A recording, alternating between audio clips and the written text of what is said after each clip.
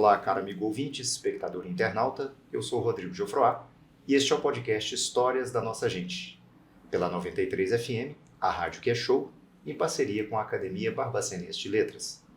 Com trabalhos técnicos de Tiago Ávila, hoje nós vamos bater um papo com Isabela Marques Pinto, mais conhecida como Isabela Marques. Ela é acadêmica de medicina na Faculdade de Medicina aqui em Barbacena. Ela é escritora, poeta, dançarina, militante na área da cultura, participando ativamente de diversos encontros, festivais e concursos literários pela região. Também é uma artista multitalentos. Integrante do grupo de dança competitivo do Centro Artístico Dançar. Produtora de conteúdos para o site de notícias Barbacena Online. Autora da obra Quando a Boca Não Fala, de poesias esparsas e também de outros trabalhos. Querida Isabela, nós agradecemos muito por você ter aceitado o nosso convite. Eu que agradeço o convite de estar aqui. Para estarmos nesse bate-papo hoje descontraído, conversando um pouquinho sobre literatura, cultura, arte e todos os talentos que você tem, todos os dons que você tem e desenvolve desde muito cedo, né? É uma surpresa para nós, mas também uma alegria, uma satisfação, porque você é uma moça muito jovem, mas muito ativa. Aliás, pelo que conhecemos, pelo que sabemos, desde sempre muito ativa, né? Desde muito mais nova ainda, muito ativa. Então isso é um exemplo que eu acho que nós temos bastante sedutor, né? Para a geração mais jovem, que é uma geração mais digitalizada. Não há problema quanto a isso, muito pelo contrário, né? Não há retrocesso. A tecnologia está aí para nos ajudar, mas eu acho que você deixa uma mensagem para nós com essa forma de conceber a vida, de encarar a vida, muito positiva. A gente pode sim fazer o uso, né? Pode sim viver no mundo digital, mas também ter as nossas paixões, enfim, a realizar aquelas outras atividades, né, que elevam mais o espírito, vamos dizer assim, que fazem parte, né, da dimensão espiritual, vamos dizer assim, do ser humano, né? E por conta disso, eu queria que você falasse um pouquinho para nós sobre como se deu, né, a decisão de escolher uma área de estudo, né, principal, digamos assim, sem maiores ligações com essa sua trajetória cultural.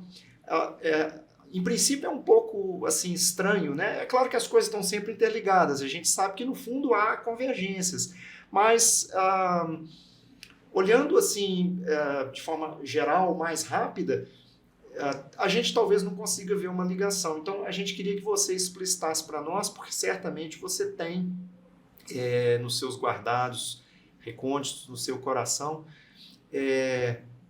essa linha, essa fina linha que faz essa ligação. Então, não é a primeira vez que me perguntam isso, as pessoas sempre me perguntam isso quando encontram comigo, eu falo o que eu faço e de como eu sou, e as pessoas sempre me perguntam o que uma coisa tem a ver com a outra, que negócio mais nada a ver, é como se você gostasse de, sei lá, igual aquela galera que sai da engenharia e vai fazer medicina, não tem nada a ver com o outro e tal. E eu sempre tenho que fazer toda uma explicação. A explicação para isso, eu tenho ela até decorada, porque sempre me perguntam. É porque eu acho que todo mundo tem vários lados, sabe? Todo mundo tem várias mini personalidades dentro de você mesmo, sabe? E eu tenho dois lados muito bem desenvolvidos e que também se interligam de algumas formas.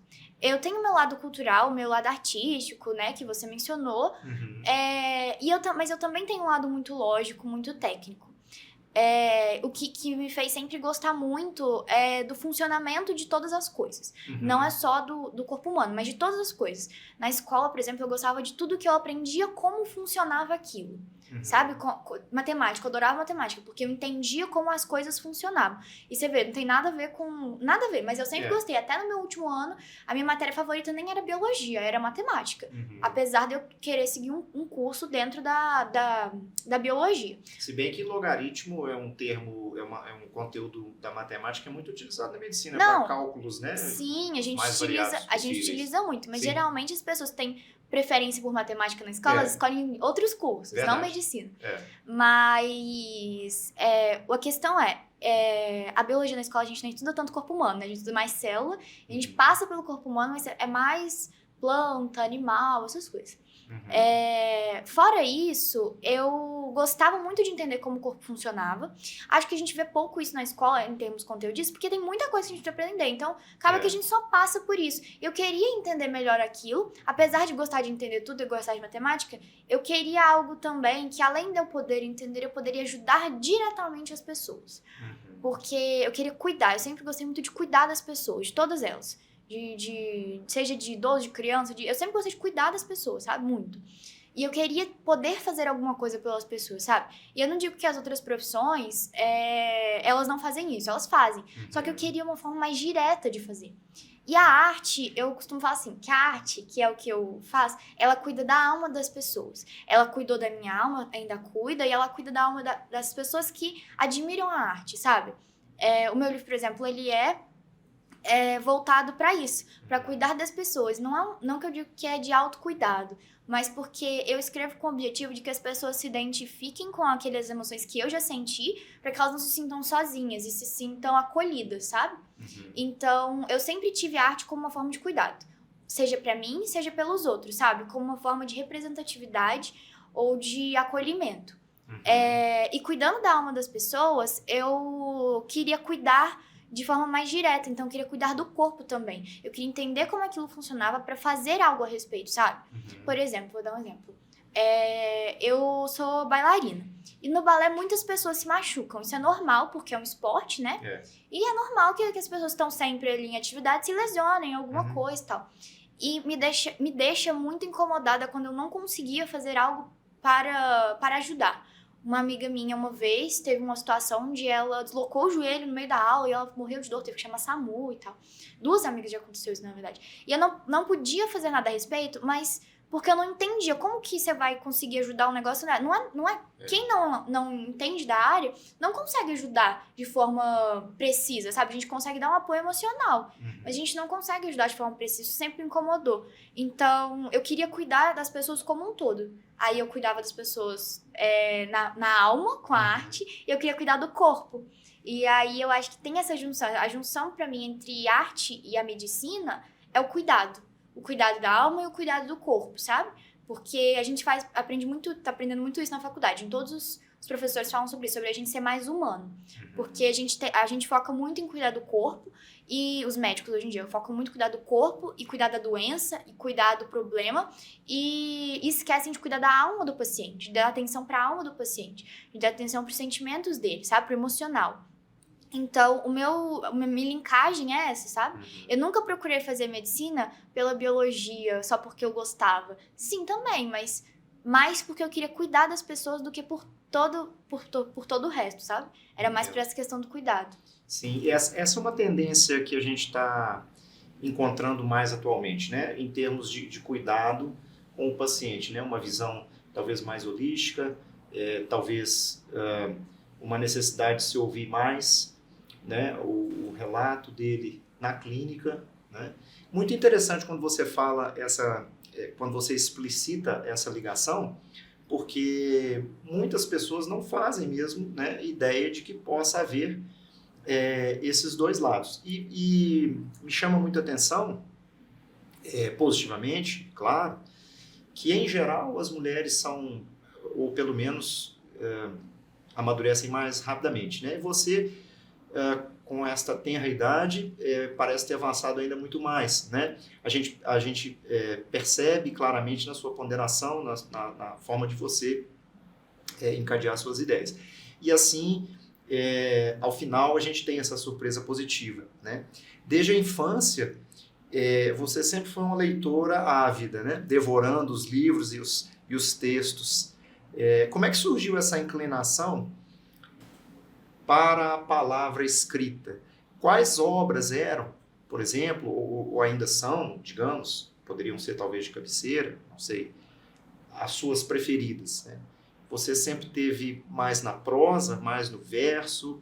Como é que se deu essa descoberta lá pelos seus 6, 7, 8 anos, mais ou menos? Então, eu sempre gostei, gosto de ler, sempre li muito, sempre gostei. Desde bem pequenininha, mesmo antes de eu saber ler, as pessoas sempre liam pra mim. Minha mãe lia, minha avó lia, sempre liam pra mim. Isso me ajudou muito, porque elas liam pra mim e quando eu tinha, sei lá, 3 anos, eu não sabia ler ainda. Eu comecei a aprender a soletrar e a ler mais ou menos nessa idade. Que legal. Mas antes disso, tem uma história engraçada, porque eu tenho todos os meus livros, todos eles, desde o meu primeiro livro até o meu mais recente, eu tenho todos. Que você ganhou como presente ou eventualmente comprou pela curiosidade da leitura? Todos. Ah, que legal. Todos Conta eles. essa história pra gente, porque a gente precisa tanto da leitura, né? Pra abrir os caminhos, né? Sim. Eu tenho todos os meus livros e eu não abro mão de nenhum deles. Eu acho que a gente tem que doar e tal, eu sou muito adepta à doação de coisas e tal, mas os meus livros eu sempre mantive eles porque eu tenho o sonho de um dia ter uma casa muito grande e aí nessa casa ter uma biblioteca muito grande com os meus livros, entendeu? Eu quero ser convidado para conhecer a biblioteca. Com certeza você será. E por isso que eu guardo todos eles. E tem essa história interessante de que eu pegava um desses livros, quando eu não sabia ler ainda, minha mãe lia essa história pra mim, era um livro fininho assim, e a minha mãe lia a história pra mim sempre, não só desse, mas ela lia vários. Só que eu gostava tanto que eu pedia pra ela ler várias vezes e eu decorei. Aí um dia eu fui sentar com uma prima minha, e ela mais velha que eu, né?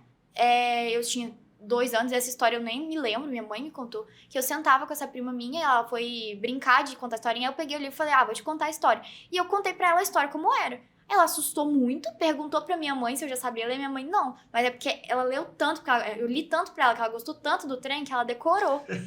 E aí parecia que eu sabia ler. Aí depois eu fui aprendendo de fato a ler, a escrever e tudo. Só que eu sempre tive muita dificuldade, apesar de ser artista, acho que é até por isso que a arte me atrai, de falar verdadeiramente as coisas que eu sentia mais profundas. Eu sempre tive essa dificuldade de me expressar de uma forma clara, sabe? Sobre os meus sentimentos mais íntimos. Então, eu sempre buscava escapatórias pra isso. Eu busquei na dança e eu busquei na escrita. Porque como eu já estava muito próximo do mundo das palavras, eu pensei, poxa, se essa pessoa tá colocando aqui pra mim o que ela sente, o que ela vê, o que ela imagina, então também posso fazer isso, sabe? Verdade. Então, eu comecei a colocar as minhas ideias no papel, as minhas ideias e as minhas emoções, porque eu não conseguia fazer de outra forma. Eu não conseguia explicitar isso de outra forma. Como eu não conseguia, foi a única maneira que eu encontrei. E eu desenvolvi a partir disso. Eu não tenho um livro favorito, porque... Mentira, eu até tenho. Mas eu acho que ele ultrapassa a sensação de livro favorito. Eu sou cristã, então a Bíblia, pra mim, ela é o livro mais completo que existe. E eu digo isso não como cristã, eu digo isso como leitora. A Bíblia é o livro... metafórico, né? Não, é o livro mais completo que existe. Aquele livro, ele fala desde de medicina até matemática, ele fala de engenharia, ele fala de emoção, ele fala de psicologia, ele fala de desenvolvimento moral, ético, história, ele fala tudo ao mesmo tempo, sabe? Se você destrinchar aquilo, tem muitas coisas. E é o que eu tô falando, isso eu não falo como crença. Eu falo isso que sou uma pessoa ateia, ler a Bíblia, ela vai achar ele um livro tão completo quanto eu acho, sabe? Porque ele realmente aborda muitas questões. E é uma mensagem atemporal, né?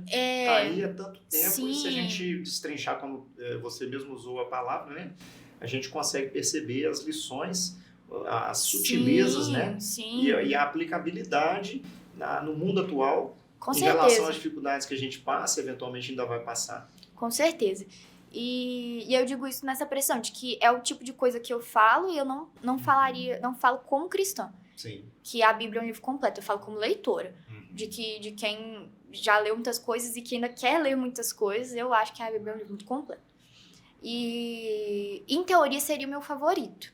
Entretanto, eu acho que a gente não pode levar a Bíblia para esse patamar, porque eu acho que ela é uma coisa à parte, sabe? Eu acho que ela é tão completa e ela é tão... Tem tantas coisas em volta dela que ela não é um livro, simplesmente, sabe? Então não dá pra eu falar que a Bíblia é meu livro favorito, porque eu não acho que ela é só um livro, entendeu? Eu acho que ela envolve muitas outras questões. Né? Ela envolve tantas questões diferentes que eu não acho que eu posso trazer isso e falar, nossa, a Bíblia é meu livro favorito, entendeu? Tem várias outras questões envolvidas. Mas eu não tenho um favorito porque eu tô sempre mudando. Tipo assim, não de favorito, mas tô sempre mudando como pessoa. Então, como eu tô sempre mudando, cada hora eu acho que um livro me atrai mais, sabe? Tem coisas que eu gosto, tem alguns livros que eu gosto mais e outros menos, mas não tem um que, assim, é o meu favorito. Mas, por exemplo, dentro da poesia, eu gosto muito de Fernando Pessoa. Fernando Pessoa, pra mim, ele era, assim, um gênio. Dele, dos heterônimos ou... Não. Tanto tudo. Dele quanto dos heterônimos. O fato dele ter heterônimos, entendeu? É o que me emociona. Quando eu tava na escola, a gente estudou Fernando Pessoa, eu criança. E eu fiz uma poesia, a gente tinha que fazer uma poesia só pro Fernando Pessoa. E aí eu amava essa questão de heterônimos. Eu gostei tanto dessa questão que eu absorvi isso. Eu tenho poemas que, inclusive no meu livro, que eu escrevi como se eu fosse outra pessoa. Com coisas que eu não senti e que eu não vivi. Mas que eu imaginei como se eu tivesse sentido ou como se eu tivesse vivido, sabe? Isso é até engraçado, que uma vez eu escrevi um poema muito pesado e coloquei na internet. E aí todo mundo veio me perguntar se eu tava passando bem, se tava tudo bem comigo, se eu queria morrer ou alguma coisa assim, porque o poema era muito pesado. Eu falei, gente, não, eu não senti essas coisas, eu fingi que senti, entendeu? Pra escrever, eu escrevi, fingi que senti, tá tudo bem. O poeta é um fingidor? Exatamente, essa que é a questão. Então eu admiro ele nesse sentido, sabe? Dele ser resiliente. Ele sabia que ele não precisava escrever só sobre o que ele via, ou sobre o que ele vivia, ou sobre o que ele sentia. Podia escrever outras coisas como outras pessoas. Ele podia mudar, ele podia ter essa metamorfose, essa coisa assim, isso me atrai muito. E eu gosto muito também de ter um livro, uma série de livros que eu gosto muito, só que ele não é de poesia, ele é um infanto... Não, nem é um infanto juvenil, é um juvenil, mas é muito legal, ele chama O Lado Mais Sombrio. E eu gosto muito dele porque eu também acho ele muito completo. Ele traz romance, ele traz ficção, ele traz fantasia, ele traz terror, ele traz tudo junto. E ele conta como se fosse um lado ruim da Alice no País das Maravilhas, entendeu? Sim. Só que não fala dela, como se fosse uma tataraneta dela e tal, e aí tem toda uma maldição envolvida. É um negócio bem fantasioso, assim, mas eu gosto muito, porque essa questão da Alice sempre mexeu comigo, que é uma outra história que sempre me prendeu muito. Que eu tenho um poema favorito, e meu poema favorito ele chama Jaguadarte, e ele é do autor da Alice no País das Maravilhas, e é exatamente por causa dessa resiliência, porque toda vez que eu li aquele poema, eu senti uma coisa completamente diferente. Tipo, toda vez. Podia ser seguido, mas eu senti uma coisa completamente diferente, eu entendia coisas completamente diferentes. O cara inventou palavra pra pôr no poema, eu não sei como é que ele fez isso. Não cheguei nesse nível ainda de inventar uma palavra. Ele inventava a palavra, sabe? E isso me prendeu muito. Você sabe que esse texto foi muito premiado e foi muito bem criticado, vamos dizer assim, logo quando surgiu, né? E é interessante você comentar, assim, com essa certeza, com essa assertividade toda, né? O poder que a literatura tem de nos levar para vários outros mundos, né? Construindo vários outros sentidos e, numa última colocação, fazer com que a gente sinta várias outras sensações a cada leitura, né? A cada ciclo de vida. Eu fico muito impressionado com o comentário que você faz dessa forma, porque ele é muito maduro e ele demonstra, né, uma sensibilidade, uma delicadeza que eu suponho que eu fico imaginando você no ato da leitura, né, como você encara aquilo que você está recebendo ali, numa sala mesmo, sei lá, num lugar mais aconchegante. Eu fico supondo, só pelo que você falou aqui agora, né, porque realmente é uma ponderação pouco comum. Mesmo que você seja uma escritora, claro, a gente já sabe, mas eu digo, é pouco comum com base nos elementos que você coloca para defender o seu argumento. Então, assim, é algo realmente admirável, né? A gente percebe que tem uma conexão muito legal e eu acho que muito disso possivelmente deva estar espelhado no seu texto. Nós vamos falar sobre ele também daqui a pouco, né?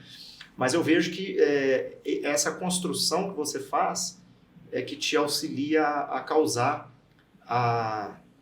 o espanto, o bom espanto, a surpresa na pessoa que te lê, né? E eu também, eu tentei saber, né, entre prosa e verso, mas eu vejo o seu ecletismo, que você não se fecha, né, em polos. Isso também enriquece a sua visão, a sua crítica, a sua produção. Eu sempre gostei de escrever de tudo, na verdade. O meu livro, ele é de poesia e de textos, assim, mais soltos, porque eu juntei poesias desde que eu era bem pequenininha, desde que eu tinha, sei lá, 8 anos, juntei todos e compilei. Mas eu sempre escrevi várias coisas. Quando eu era mais novinha, eu tava na escola e eu sempre fui aquela criança meio deslocada, sabe? Que eu não tinha muitos amigos, eu era meio a criança esquisita. Não parece. Eu era meio... Eu era tipo assim, eu não tinha muitos amigos, eu tinha dificuldade de fazer amizade com as crianças da minha idade. Eu sofri muito bullying na escola e tal. Essa é uma coisa que me moldou muito. E como é que você superou tudo isso? Vou chegar nesse ponto. E aí, no meio disso tudo, desse caos, e minha turma era uma turma muito bagunceira, eu formei com a mesma turma que eu estudei desde o 4º ano do Fundamental 1. Então, assim, foram muitos anos juntos. Então, a minha turma era muito bagunceira, sabe? Quando a gente era criança. Muito bagunceira. Então, era aquele caos na sala. E aí, às vezes, eu sentava, eu pegava um livro e eu lia aquilo ali, tipo... ficava um silêncio na minha cabeça, sabe? Eu não ouvi mais nada que falassem comigo. Tinha hora que eu tava, sei lá, numa aula que eu achava meio chatinha. E aí eu sentava e eu lia meu livro e nada me abalava naquele momento, sabe? Eu ainda sou assim. Tenho facilidade de concentrar. Sim. Aí eu sento assim, quando eu tô lendo ali, acabou, sabe? Posso estar lendo, posso estar estudando, mas nessa época eu focava muito nos livros de literatura. E eu sentava e eu lia e acabava muito pra mim ali. E muitas vezes, ao invés de eu estar lendo algo, eu ficava viajando no meu próprio mundo e eu escrevia muitas coisas. Eu tenho várias histórias guardadas, várias histórias que eu não terminei, mas que são histórias de ficção, histórias de romance, romances aleatórios, sabe? Sim. Histórias diferentes que não são poesia, mas são outras prosas. Tenho crônicas escritas, tenho crônicas publicadas em jornal, essas coisas assim. E sempre gostei de escrever de tudo, sabe? Eu nunca foquei em escrever poesia. É um tipo de escrita que eu uso, mas eu gosto de escrever outras coisas, explorar outros campos, sabe? Sempre gostei de escrever outras coisas. E ampliar essa... Eu tenho muita imaginação, então eu imaginava tudo. Aí eu escrevia de tudo um pouco. Eu escrevia tanto que, recentemente, eu fui pegar... Eu tenho uma pasta, que eu chamo de pasta das ideias, e tem todas as minhas ideias guardadas lá, desde que eu era pequenininha. Todos os meus manuscritos. Tudo manuscrito. Escrevia no final eu escrevia no final do caderno. Hoje em dia eu escrevo mais no celular, porque às vezes eu tô, sei lá, no ponto de ônibus, aí eu tô escrevendo. Aí, tipo, parece a ideia. A gente não pode esquecer, né? O que a gente pensa exatamente. tem que colocar ali pra depois bem na hora, assim. Exato, Parece um furacão. É verdade. Mas, na época, em sala de aula, eu escrevia muito no final do caderno, sabe? Muito. Então, tem muita coisa manuscrita e guardada no final, nessa pasta, sabe? E aí, um dia eu sentei pra ler as minhas próprias histórias, que elas não foram acabadas. Aí eu fiquei curiosa sobre como aquilo terminava, que era uma trama interessante, eu não sabia como que terminava. Aí eu lembrei que era eu que tinha escrito e não tinha terminado, eu falei, também não sei como é que termina, porque a minha eu do passado que sabia, aí eu de agora não faz ideia de como esse trem termina. Mas eu ficava curiosa. E essa questão do bullying, de todas essas coisas que eu passei, eu acho que é o tipo de coisa que a gente nem supera. Eu acho que é o tipo de coisa pra você superar, é muito difícil. Você trata aquilo, sabe? Toda aquela questão. Eu tenho questões hoje na minha vida que, claro, ninguém é perfeito. Então, tem muitas questões na minha vida que elas ainda me machucam por conta das coisas que eu passei. Por exemplo, eu tenho alguns amigos, né? E eu tenho... Toda vez que eu tenho alguma desavença com algum amigo meu, mesmo que seja uma coisa pequena, eu fico muito chateada e com um medo extremo de perder aquela pessoa, porque eu fiquei muito tempo sem nenhum amigo, então eu tenho medo de perder todos os que eu tenho agora. Isso é um reflexo ruim que isso tem na minha vida, sabe? Eu aceito isso e eu tento trabalhar isso e tratar isso em mim, porque eu acho que a gente não pode sentir tão exageradamente certas situações que são resolvíveis, né? Sim. Mas eu reconheço que isso veio lá de trás. Tem um resquíciozinho aí ainda, né? Tem, exatamente. Te atormentando um fantasminha. Sim, aí. Um fantasma do tipo assim, você não tinha ninguém, e as pessoas falavam coisas horríveis de mim, já falaram coisas horríveis. E eu ficava assim, e hoje em dia eu penso, cara, será que aí quando acontece uma coisa, volta todas aquelas críticas de que eu já recebi, que não tinha embasamento nenhum, aquelas coisas horríveis, volta que eu ficava sozinha e tal. Eu ficava, inclusive, sozinha na biblioteca, muitas vezes. E aí, eu tenho esse sentimento. Então, tipo, eu sempre friso muito e eu acho que isso é uma coisa que eu quero fazer algo sobre isso, sabe? Como é uma coisa que eu descobri que faz mal pra mim, eu vejo que muitos adolescentes e crianças hoje passam por isso sem noção do reflexo que você vai ter lá na frente. Porque é ruim passar por isso e eu queria ter sido avisada que isso ia refletir na minha vida lá na frente. Porque quando a gente é novo, a gente não percebe. É verdade. Mas hoje eu vejo que eu queria ter sido avisada, pelo menos, que isso ia me afetar muito lá na frente, sabe? Sim, mas eu acho que ainda está em tempo, até é muito interessante você colocar esse tema também na nossa pauta, porque como nós temos o nosso ouvinte, nosso espectador, nosso internauta, que sempre nos prestigia muito com a audiência, comentários, críticas positivas, né? Sempre nos auxiliando, acho que você também pode falar para eles, né? Sim. Pouquinho, já está deixando essa experiência, mas talvez de uma forma mais direta, porque muitos podem se ver ou podem ter já se visto numa situação como você, uma vez que você, uma moça, começou muito jovem a passar por isso e assim, a forma de você, entre aspas, né, tratar, não propriamente superar, como você mesmo diferenciou as palavras, eu até concordo, acho que é bastante válido, né? Sim. Porque as pessoas podem se apoiar no seu exemplo para tentar buscar um caminho, né, que possa ser favorável e evitar o que você está dizendo, que aquela situação ou aquelas situações específicas possam ter um reflexo maior no futuro, na construção do futuro, né? Agora você, por exemplo, pelo que você fala, eu acredito muito, certamente hoje você tem muitos mais. Sim, graças a Deus. Com você, né? Sim. Muitos amigos,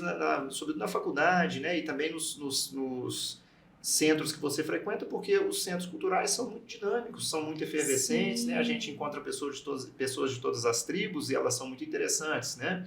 Eu também tenho um pouco essa experiência. Então, assim, eu acho que é muito legal você deixar esse recado mais, né, especificamente para o nosso ouvinte, para o nosso espectador, para o nosso internauta, independente da idade que tem, mas sobretudo para o pessoal mais jovem, né? Porque eventualmente podem ser pessoas mais vulneráveis ou talvez vítimas mais propensas a isso. Com né? certeza. Eu quero, inclusive, fazer algum tipo de produção artística que envolva esse tema, sabe? Isso é uma ideia que me veio tem um mês, mais ou menos. Você já anotou, né? Para não esquecer. Que eu quero fazer alguma produção artística que envolva esse tema, porque eu acho que muitas coisas na minha vida, pessoas próximas de mim vêm passar de situações que eu acho que elas precisam ouvir que passa, Sim. mas que elas precisam tratar aquilo o quanto antes. Sabe? Porque é o meu caso. Ainda dá tempo de eu trabalhar isso? Com certeza, sempre dá. Só que eu queria ter trabalhado isso mais nova, sabe? Eu queria... E olha que eu tive apoio em casa. Minha mãe sempre foi muito presente, minha família sempre foi muito presente. Então, assim, eu tive apoio, sabe? Não é que eu não tive. Só que eu queria eu mesmo ter conversado comigo. Sabe quando você tem a autoconversa? Eu queria ter tido a autoconversa antes, sabendo que isso me afetaria no futuro, sabe? Você conversava com ela sobre essas questões também? A minha mãe, sim, sempre. Mas eu acho que a autoconversa foi o que me faltou quando eu era jovem. Isso não é culpa de ninguém. Tipo, não é um erro da minha mãe, por exemplo. Claro, é uma coisa que não me foi avisado que isso me afetar no futuro, como afeta hoje. Sabe? Então, eu sempre falo isso, que as pessoas elas precisam pensar mais nas ações delas, sabe? Então, se você sofre bullying, se você pratica o bullying... Se você sofre, você vai ser afetado por isso. Não finge que não, porque você vai ter uma autoconversa, procure ajuda e vai ficar tudo bem. Isso passa. Só que se você faz, pense nas suas ações, porque isso acaba com a pessoa por dentro.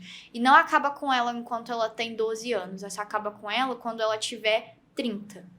E enquanto você estiver vivendo a sua vida da melhor forma possível com 30 anos, resolvendo seus problemas, a pessoa com quem você praticou o bullying ou fez alguma coisa...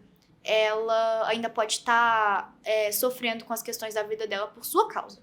Então, pense nas coisas que você vai falar e fazer pros outros. Porque as pessoas não sentem as coisas da mesma forma que você sente. Então, você tem que pensar sobre isso. E se você passa por isso, você não tá sozinho. Todo mundo passou por isso. E se eu passei por isso e hoje eu tô bem e tentando me resolver com essas questões, você vai ficar bem também. É importante você conversar com você mesmo e se entender com você mesmo. Pensa no porquê aquilo tá te afetando e no que você tá sentindo, sabe? E tenta ter essa autoconversa, além de conversar com alguém. Tenta ter a autoconversa, porque ela é muito importante pra você não sofrer tanto com isso no futuro, se não te afetar tanto lá na frente. É isso mesmo. E todos nós passamos pelas mesmas dificuldades, né? Enquanto são seres humanos. coisas normais de acontecer. Os telhados são de vidro, então é importante que a gente se apoie no exemplo de outras pessoas, né? Para a gente também ganhar força para poder ir adiante. Agora, ainda acho muito curioso, Isabela, porque veja, por que surgiu basicamente essa necessidade? Você já pontuou a questão da escrita, que é muito importante, né? Leitura e escrita é uma relação bastante íntima, uma relação complementar, simbiótica, até para usar um termo da biologia, Sim. né? Que você conhece mais profundamente. Mas veja, por que surgiu essa necessidade de se manifestar basicamente pelo papel? Aí eu estou dizendo de alguma coisa mais braçal, né? Pegar a folha, escrever, né? Ou digitar. Sobretudo porque você faz parte de uma geração já bastante íntima do mundo digital. Na verdade, você já nasceu no mundo digital, né? Tem um domínio do mundo digital, a gente percebe isso, né? Eu sou um seguidor seu. Então a gente vê, né, como vocês são muito mais traquejados para lidar com essas tecnologias, né? Eu vim um pouco antes, tive que aprender, estou tendo que aprender a cada dia a lidar com isso, né? Então eu, por exemplo, talvez fizesse um trabalho duplo, né? Sei lá, de pegar a folha, escrever, manuscrever para depois ainda digitar e ainda depois publicar, sei lá, no meio digital ou buscar alguma coisa nesse sentido. Me é muito curiosa essa situação em relação a você, porque você ainda faz um pouco desse trajeto. Como é que você explicaria isso? Quer dizer, você ainda parece um pouco, né, sair do analógico para depois ir para o digital. Você falou aí da pasta de ideias, né, dos manuscritos, que eu estava curioso para saber se era manuscrito ou como é que você fazia. Né? Enfim, como é que é isso? Como é que você trabalha isso? Então, inclusive, é curioso, o meu livro eu tive que digitar ele todo, porque eu não tinha ele digitado, não, eu tive que digitar. Era manuscrito primeiro? Eu juntei vários poemas e todos eles eram manuscritos, eu tive que digitar um por um. Você mesmo que organizou? E sim, isso durou mais de um ano. Esse livro ele já tá meio que, já tava pensando em existir há muito tempo, só que eu não tinha tempo pra sentar e digitar tudo. Nossa. Essa que era a situação. Eu tinha que digitar as coisas, porque elas estavam todas em papel. Mas... Você guardou os originais, né? Tenho tudo, tenho tudo. Essa, inclusive, que eu escrevi, tem um poema aqui que eu escrevi com 7, 8 anos, eu tenho um manuscrito dele. Tem a minha letrinha de criança, ainda tem erro ortográfico, porque eu mal sabia, né, as coisas. Ainda tem ele escrito ainda numa folha de agenda que eu peguei na casa da minha bisa, sabe? Um negócio assim. Guarde isso, que isso é um ouro. Um ouro. Eu gosto muito, só que eu não sei exatamente em qual ponto eu sou separada da minha geração nesse sentido. Porque eu sinto isso, e que você falou de ter essa questão que a galera da minha geração não tem, na prática. Porque você fala, eu sigo você tem a desenvoltura tecnológica, eu tenho de certa forma. Mas perto das pessoas da minha geração, eu sou totalmente analógica, entendeu? Eles olham pra mim e falam, cara, entendeu? Você não tá entendendo nada. Eu peço muita ajuda. Eu falo assim, gente, tô entendendo nada, faz pra mim que eu não tô sabendo. E isso, assim, eu sei, eu sou mais embolada que as pessoas das gerações anteriores, mas perto das pessoas da minha geração, eu apoio muito. E eu não sei o que se deve isso. Eu fui tentar jogar um videogame outro dia, e era um videogame que o meu namorado me contou que ele jogava quando ele tinha 5 anos. Você pergunta se eu consegui jogar. Não consegui. O meu boneco, ele fazia assim, aí ele virava e eu não tava entendendo nada. E eu não sabia onde que eu apertava. Dava o comando certo. Não, eu fui tentar dirigir um carrinho daqueles de shopping que a criança entra no carrinho e vai andando, você controla. E o meu sobrinho dentro do carrinho, eu vou tentando dirigir o carrinho. Gente, que pavor. Quase que o meu sobrinho bate na outra criança, entendeu? E eu não tenho esse manejo tecnológico perto da pessoal da minha geração. Eu tenho muitas dificuldades ainda quanto a isso, eu aprendo muito sempre. E eu não sei em que ponto que isso ocorreu. Porque eu acho que isso foi influência, na verdade. Porque o que acontece? Todos os meus amigos, meus colegas, sempre tiveram incentivo em casa pra desenvolver o tecnológico. Sempre ganharam videogame, sempre os pais incentivavam, os pais sempre colocaram na frente do computador. Eu demorei um tempão pra ter um computador, sabe? E por questões financeiras e porque minha mãe não me incentivava essas coisas. Sempre que eu pedia presente, eu pedia boneca, pedia brinquedo ou pedia livro.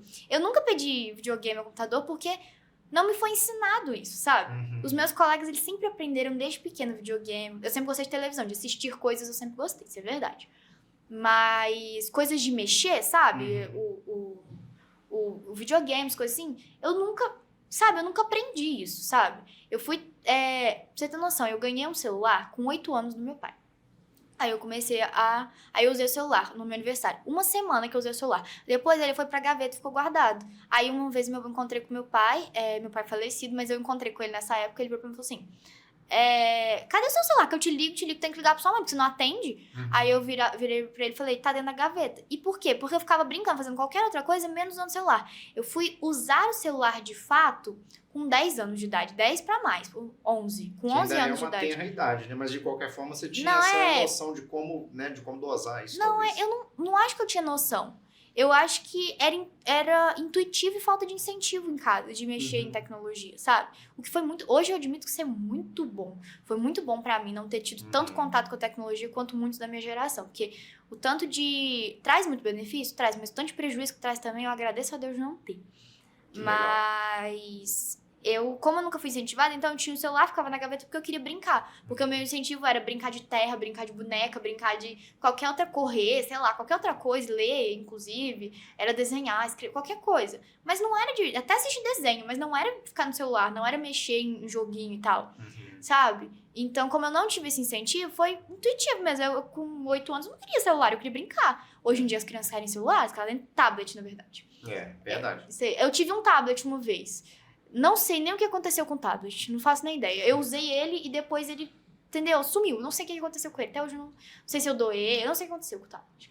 Também nem faz falta agora nessa altura. Não faz falta. E assim, eu fui ter um notebook, eu tinha um computador físico. Aí depois ele estragou. Aí eu fiquei muito tempo sem computador. Aí eu fui ter um notebook na pandemia, quando eu precisava pra aula online, porque meu celular tava muito ruim pra assistir online. E ainda fui relutante, porque eu não queria comprar um notebook, não. Eu falei, não preciso disso, não. Fui relutante, fui muito relutante. Eu admito que eu fui cabeça dura, inclusive. Você é muito espontâneo. Não, eu fui cabeça dura. Cabeça dura. E assim, eu acho que é nessa questão de incentivo que me fez ter essa diferenciação das outras pessoas que sempre estão muito envoltas com a tecnologia na minha geração. Foi um incentivo, não foi algo consciente. Isso eu admito, não foi consciente. Porque talvez se tivesse sido, eu teria também pedido, igual dos meus colegas, videogame, talvez, não sei, sabe? Sei. Mas como foi incentivo e inconsciente, foi uma construção inconsciente, não é uma coisa que me cabe. Tipo, não fui eu que soube dividir a tecnologia do não tecnologia. Eu não soube dividir. Foi natural. Foi natural. E isso acabou trazendo um benefício positivo, né? Porque eu vejo que você tem uma maturidade para poder, hoje, né, com a visão, apesar de ainda ser muito jovem, mas já com uma maturidade interessante em relação a isso, né? E saber como dosar e qual é o papel que isso tem na sua vida, praticamente falando, né? E você é muito curioso porque você, como eu disse, né? Experimentou coisas que a minha geração, outras gerações mais velhas experimentaram, né? Que é a terra, que é chegar sujo em casa de tarde, que é brincar de pique esconde, muito. Pique pega, pique, vários tipos de brincadeiras, né, que são saudáveis. O carrinho de rolimã que passava em cima do dedo da gente ficava todo dolorido, dava aqueles edemas todos e tal. Então, assim, a gente aprendeu de uma outra forma, né? E isso teve um valor muito grande. Então, eu vejo que você faz um desvio, até num termo grego, um desvio positivo, né, um desvio profundo, buscando outros elementos que pudessem te completar de uma forma plena, né? E isso é que te deu, talvez, essa maturidade para você poder hoje, né, ponderar em relação a esses dois mundos, né? Porque nós não vamos conseguir ficar sem isso, não tem volta, Sim, né? A gente não. precisa e é muito positivo. E tem coisas né? muito Sabendo positivas. utilizar Você pergunta realmente. se hoje eu vivo sem meu celular. Não vivo. Porque eu preciso dele pra tudo. Eu faço Verdade. tudo com o celular. Eu preciso pra estudar, eu preciso pra ler, eu preciso pra escrever, eu preciso pra pedir um Uber, sabe? Eu preciso pra movimentar a minha vida. Confirmar o convite aqui com a gente no programa. Né? Exatamente. A gente precisa do celular pra tudo hoje em dia. Legal. Mas as palavras que você muito bem domina, não apenas no discurso oral, com fluidez, com dicção, as palavras, apesar disso, elas, me permita a ousadia, elas não foram suficientes para você.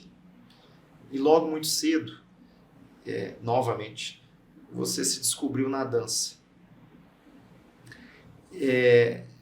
Como é que veio esse processo? Como é que veio essa, digamos, essa busca, né, por uma outra forma de expressão? O que você deseja com a dança, com a sua dança? Qual é a mensagem que você precisa imprimir, legar, registrar? Que tipo de dança que você executa? Como é que você encara essa obra? Porque também é uma obra. Então, a dança surgiu na minha vida. A minha mãe dançava, ela dançava dança do ventre. Mas isso muito antes de eu nascer, sabe? Ela era dançarina de dança do ventre. Então, ela sempre... Aqui! Uhum. Ela dançava dança do ventre e em casa eu sempre gostei de dançar. Minha mãe gostava de dançar qualquer coisa. Minha mãe dançava. Eu dançava também. Minha avó gostava muito de forró. Ela dançava muito. Então, assim, todo mundo sempre gostou de dançar, assim, em casa, brincando, sabe? Ou em festa. Não tinha dançando. nada, né? Não. Compromisso. Nenhum Não. compromisso. Só que... quando eu era pequenininha, minha mãe me colocou no balé com 7 anos. Uhum. O clássico? No clássico, me colocou no balé com 7 anos. E aí o balé era perto da minha casa e tal, só que era muito cedo. Tipo, de manhã muito cedo. Uhum. E eu, criança, eu falei, mãe, não quero mais. Eu dancei, cheguei, eu fiz 1 ano de balé. Uhum. E aí eu falei, não quero mais, porque tô tendo que acordar muito cedo e tal. Eu não gostei de acordar cedo. Até hoje eu não gosto. Eu acordo por obrigação. E aí... Acho que ninguém curte mesmo. Não, eu não detesto acordar cedo. E aí, a minha mãe me colocou, eu quis sair. Até aí tudo bem. Só que eu nunca parei de dançar. Eu sempre gostei de dançar em casa, de dançar do meu jeito. Eu e as minhas primas, a gente fazia, todo ano no aniversário de alguém, a gente montava uma coreografia e apresentava pra família. Todo ano, todo no aniversário de todo mundo, cada uma das primas. A gente fazia uma coreografia e apresentava. E eu lembro disso porque, como eu era a prima mais velha, assim, a gente era mais ou menos a mesma faixa etária, e eu era, tipo, 1 ano mais velha que as outras 2. E aí que as outras 3, né? Porque tem uma que é mais novinha. Aí eu montava as coreografias, eu lembro disso direitinho, que eu montava as coreografias e ainda brigava com elas porque elas não queriam ensaiar. E era uma coisa assim, que a gente ia dançar num aniversário de casa, sabe? Em casa. Uhum. Mas eu brigava com elas, falava que elas tinham que ensaiar pra gente dançar direito, não sei o quê. E eu inventava, assim, na minha cabeça as coreografias. Você tem registro disso? Desses Tenho. momentos, das coreografias, fotos, vídeos? Tenho. No meu aniversário de 12 anos tem eu dançando Taylor Swift, achando que eu era a adolescente rebelde, entendeu? 12 anos, rebelde, adolescente, toda de preto, que entendeu? Bacana. E as minhas primas dançando comigo. Tinha aquele look também, né? Maquiagem, tudo uma preparação, né? Não, Figurino, tudo. Né? Não, completo, exatamente. Não, quando eu fiz 12 anos, eu comecei a festa com uma roupa. E depois foi lá no Unitei, tem aquele negócio que gira. Aí eu girei naquele negócio com outra roupa. E aquilo foi o primeiro sucesso do ano, entendeu? Aí eu sempre fiz isso. Aí quando eu tinha lá meus 13 anos, só que eu sempre fiz esporte. Minha mãe sempre fez questão de me pôr em esporte, que é importante pro crescimento. Claro. E eu fiz natação, eu fiz vôlei, sabe? Eu fiz muitos anos de natação. E fiz vôlei também. Aí eu cansei de fazer natação, porque eu já tinha aprendido, eu tinha passado todos os estágios, tem um estágio que você aprende todos. E depois você começa só a treinar tudo aquilo, sabe? Depois você aprende todos os nados. E eu não queria ficar treinando pra competição, eu não queria, sabe? Eu gostava de nadar, mas eu já tinha aprendido meio que tudo, eu enjoei, sabe, de natação. Já dá pra sobreviver se tiver um probleminha, não, né? Não tá bom. E outra, eu já sabia as coisas legais, não queria mais, sabe?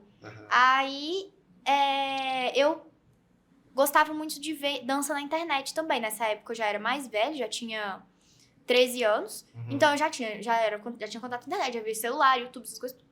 E eu gostava muito de ver dança na internet. E eu copiava as danças em casa e tal. Eu continuava dançando com as minhas primas. E as minhas primas gostavam de brincar de dançar. A gente colocava uma música, a gente dançava e tal. E aí, às vezes, a gente até competia. Cada hora era uma. E aí, a gente punha as mães pra escolher qual que tinha sido melhor. Minha avó também. Ela tinha que Nossa. escolher qual que era melhor. Colocava toda a família no banco de júri. A gente envolvia todo mundo. E a minha família, ela lembra de que a gente fazia essas coreografias, até hoje eles lembram. E é muito engraçado, a gente morre de vergonha, né? Porque é uns vídeos muito engraçados. Aí, a minha mãe resolveu... Aí eu conversei com minha mãe e a gente resolveu que o meu esporte, então, seria alguma dança. Só que eu não gostava tanto de balé clássico mais, porque o balé, ele realmente é muito parado, sabe? Ele é uma dança mais lenta, mais custosa, sabe? Mais difícil. É bonito, mas a aula de balé em si, ela é mais chata. Tipo, ela é mais parada e tudo. E isso eu faço balé hoje em dia, eu reconheço.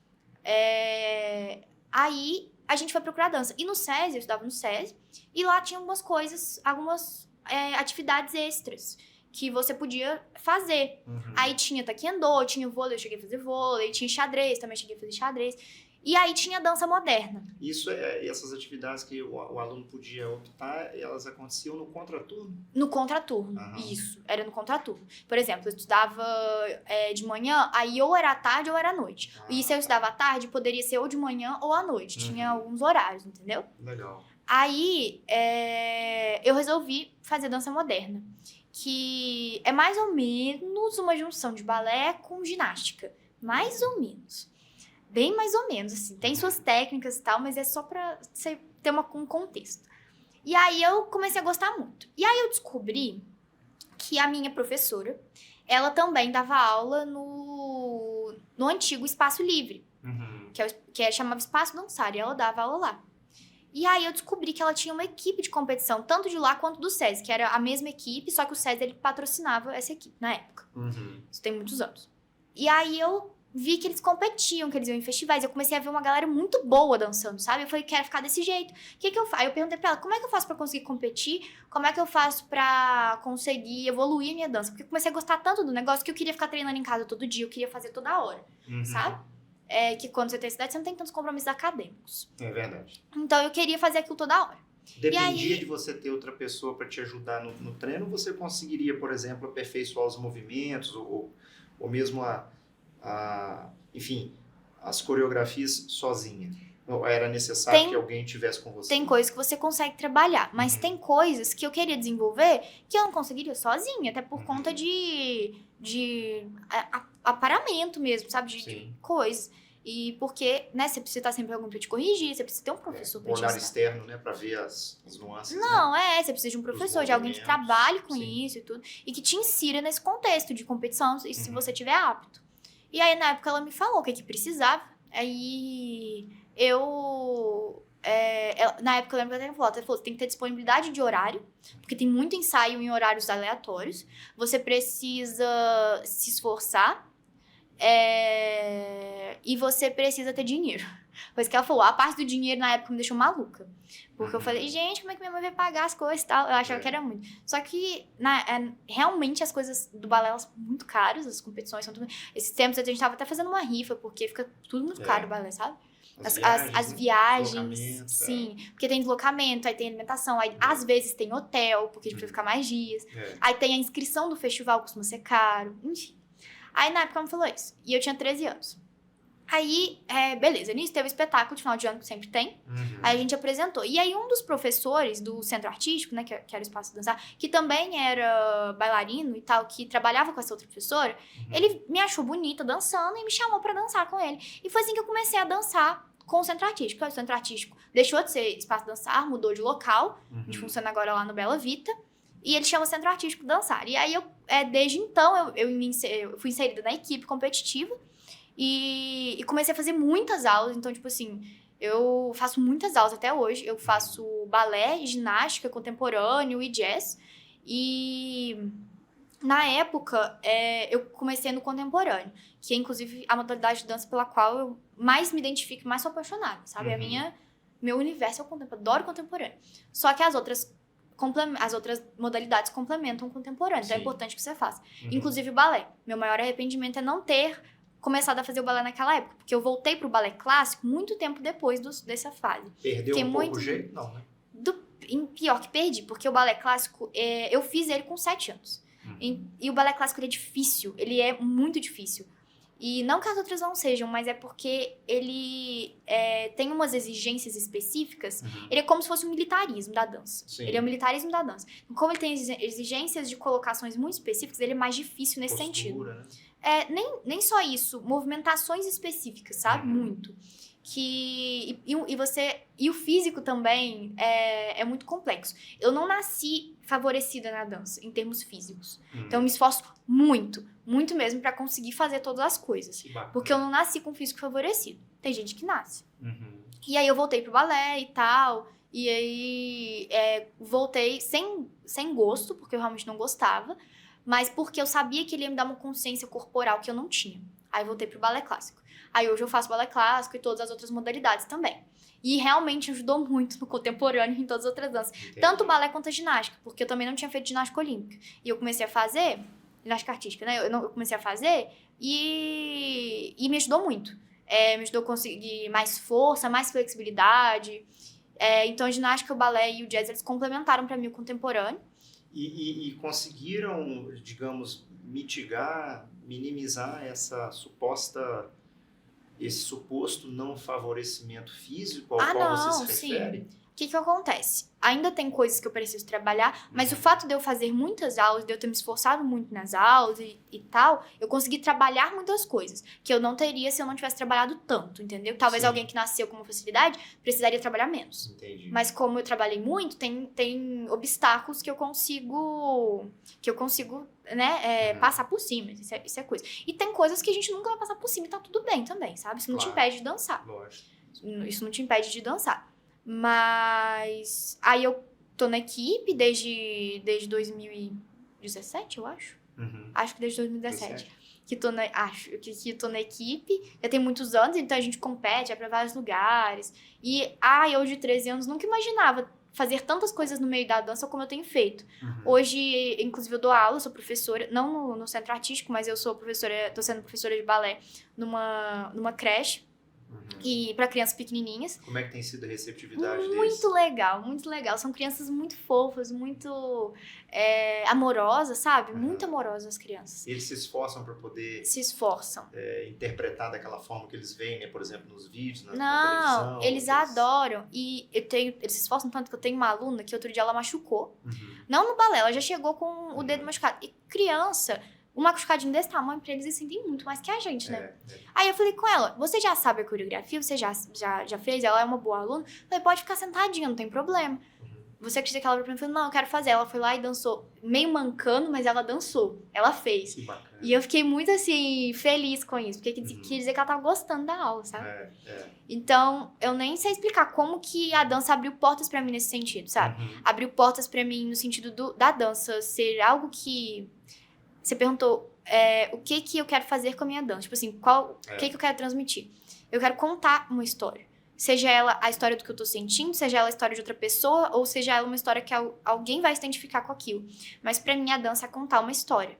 Tal como o teatro, por exemplo. Você tem que contar uma história. E eu quero estar ali contando uma história, sabe? Contando a minha história ou a história de outra pessoa para as pessoas, para que as pessoas que estejam assistindo se sintam tocadas. Esse é o meu maior objetivo, tocar as pessoas, a alma das pessoas que estão assistindo.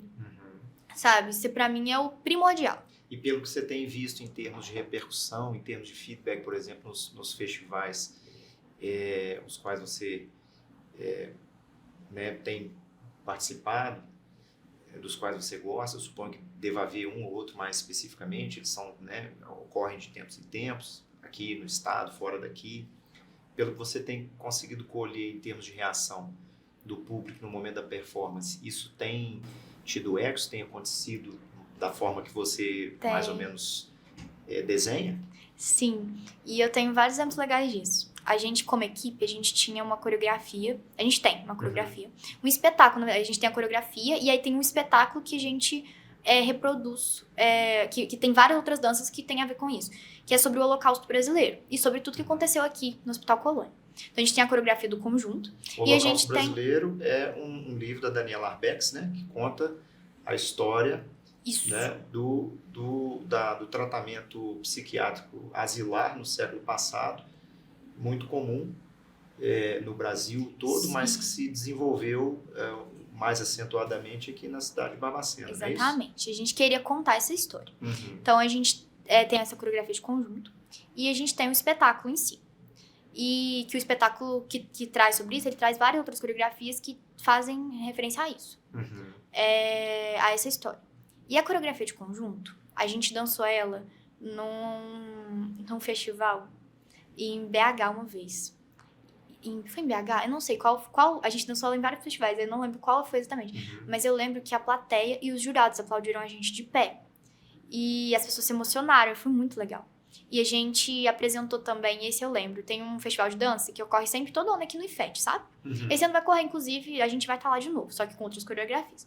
E ano passado a gente foi com essa coreografia e a jurada, ela chorou e ela entrou no camarim, ela conversou com a gente depois, falando que ela tinha ficado muito emocionada porque fazia parte da história dela, várias coisas. E aí entrou uma moça, nada a ver, só tava assistindo, no camarim, chorando e agradecendo a gente ter contado aquela história e tal. Isso foi muito tocante pra todos nós, não só pra mim, pra todos nós da equipe. É verdade. Foi muito gratificante aquilo, sabe? Até para nós barbacenenses, né? Porque Sim. a gente sempre tem uma ligação com uma história Com o nosso como passado, essa, né? sim. Que é, de certa forma, a identidade, é também um elemento de identidade do barbacenense, né? Da nossa, infelizmente, mas a gente não pode desconsiderar isso, né? E a gente perceber que a arte é utilizada para sensibilizar e para contar essa história de um outro ponto de vista.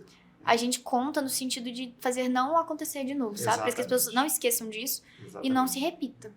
Aí a gente também fez a apresentação do espetáculo completo do Holocausto no Festival de Inverno. E aí várias pessoas da cidade foram assistir, né? Porque foi aqui.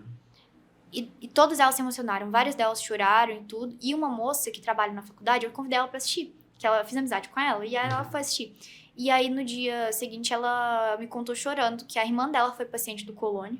E que aquilo mexeu muito com ela. E ela agradeceu da gente ter contado essa história, mostrando que aquelas pessoas não eram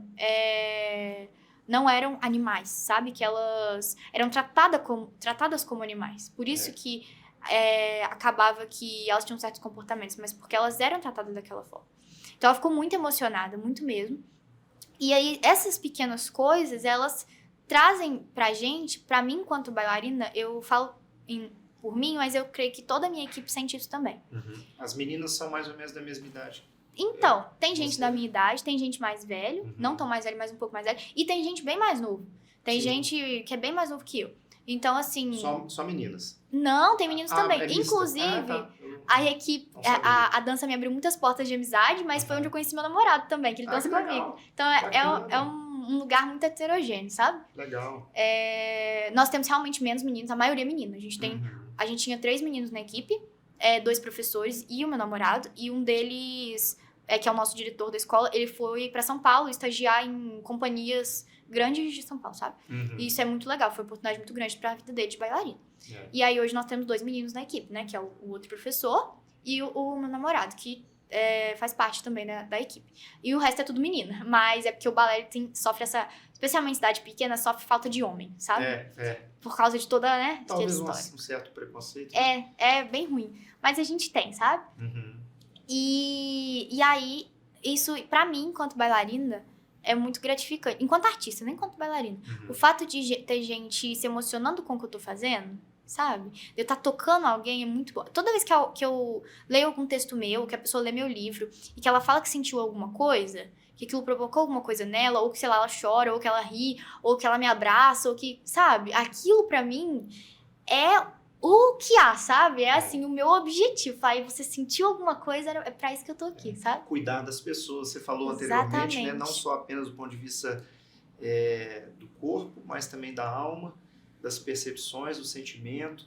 E é interessante porque é um cuidado que ele acaba sendo atemporal, porque quando vocês têm eu acho, a luz de tocar num momento muito delicado da nossa história, da psiquiatria brasileira, mineira, barbacenense, mundial até, porque, de certo modo, era um modelo de tratamento que se tinha também em outros lugares, não muito mais intenso, creio, do que aqui, claro.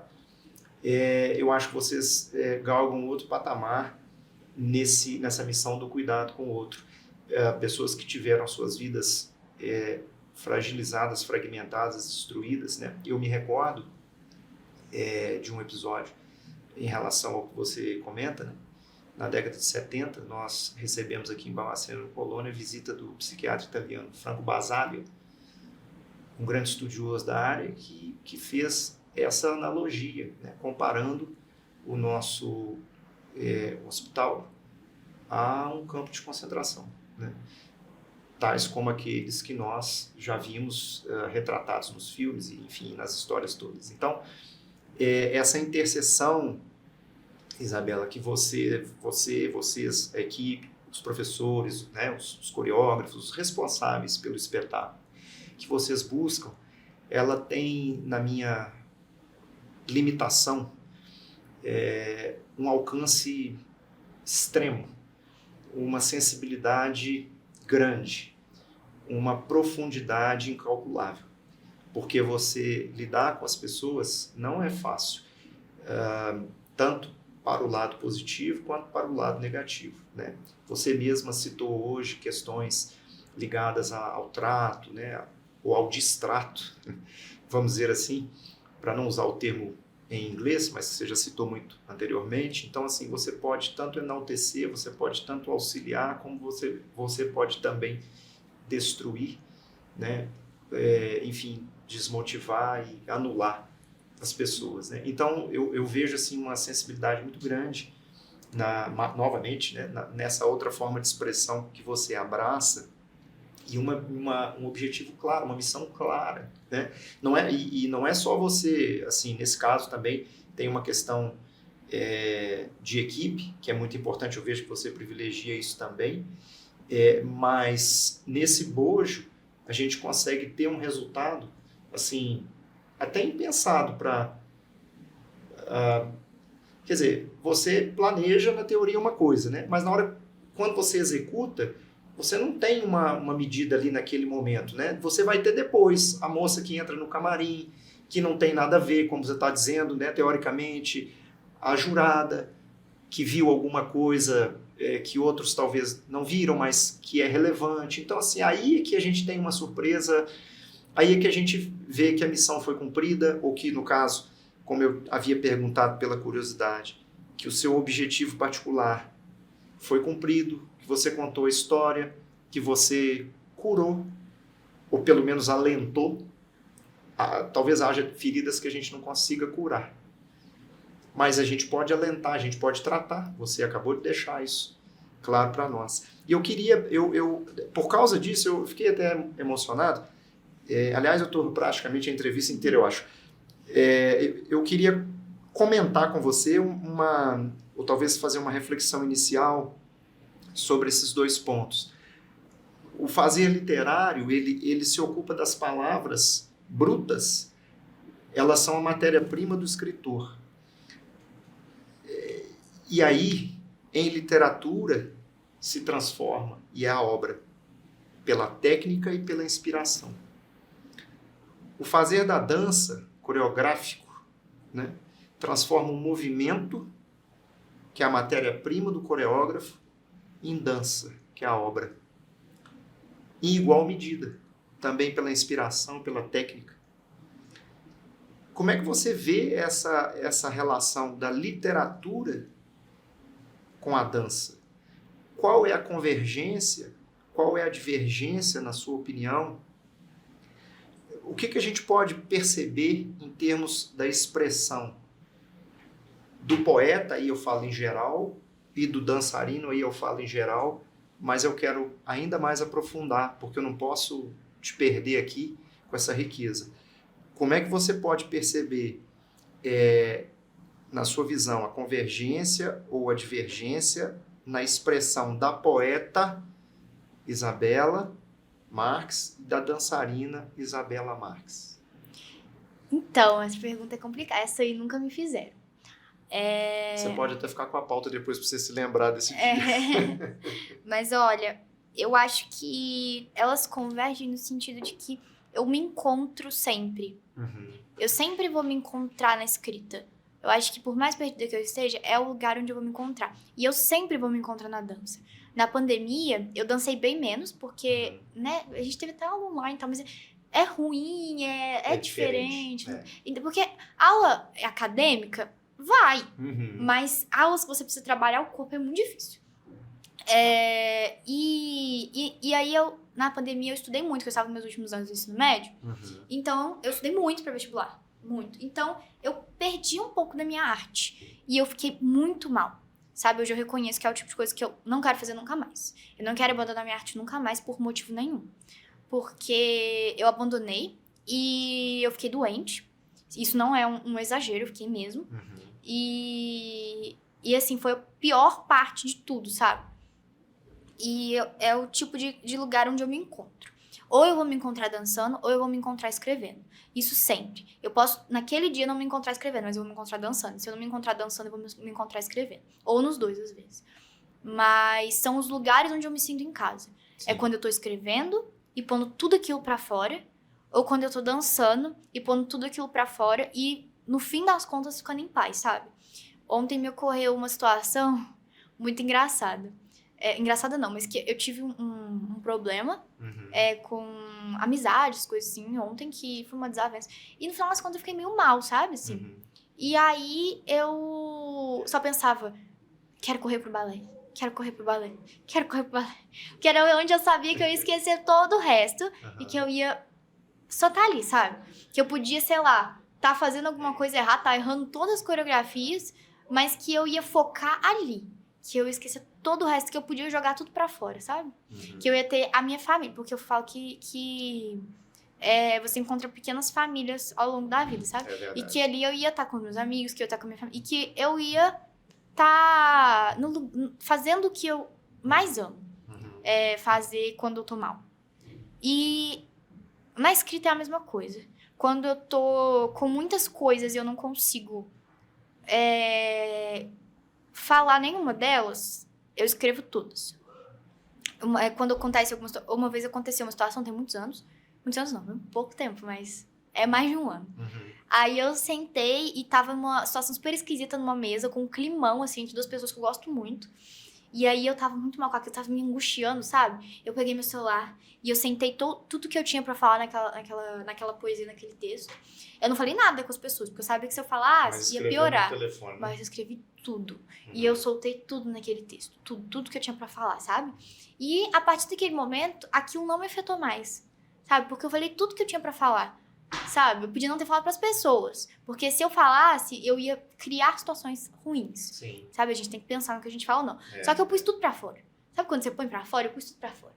A gente fica mais leve. Exatamente. E a leveza que eu sinto quando eu escrevo e a leveza que eu sinto quando eu danço, elas são extremamente parecidas. Sabe? Quando eu tô no palco, sei lá, é totalmente, tipo, eu sei onde eu tô, sabe? Eu sei qual é o meu lugar. E quando eu tô escrevendo, eu sinto que aquele também é o meu lugar, sabe? Esse é o meu lugar de fala, eu posso falar o que eu quiser.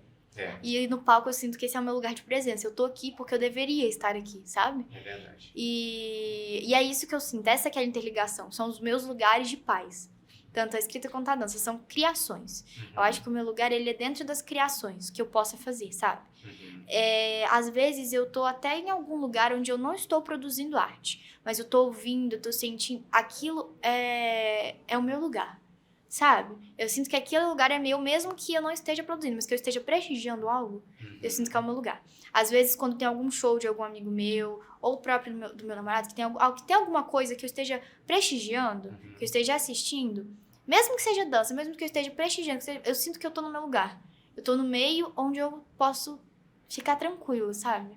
Você faz um bem pra você e também para as pessoas que estão lá. Exatamente. Né, tendo o prazer da sua presença, pela amizade, por algum outro vínculo, como no caso dele, por exemplo, né, que é o seu namorado, seu companheiro. E também a plateia em si que deseja ser reconhecida, né? Eu digo os artistas que desejam serem reconhecidos pela plateia, melhor dizendo, né? Agora, aos 20 anos de idade... Eu posso só complementar uma coisa? Pode, deve. A vida toda eu ficava pensando o que eu sou e o que eu tô fazendo aqui. Porque eu me sentia muito deslocada, igual eu já falei. Então eu ficava pensando o que eu sou e o que eu tô fazendo aqui. E quando eu tô no meio da arte, ou quando eu tô cuidando das pessoas, por exemplo, quando eu tô na faculdade e a gente faz alguma coisa prática, eu sinto que eu sei onde eu tô e eu sei o que eu estou fazendo.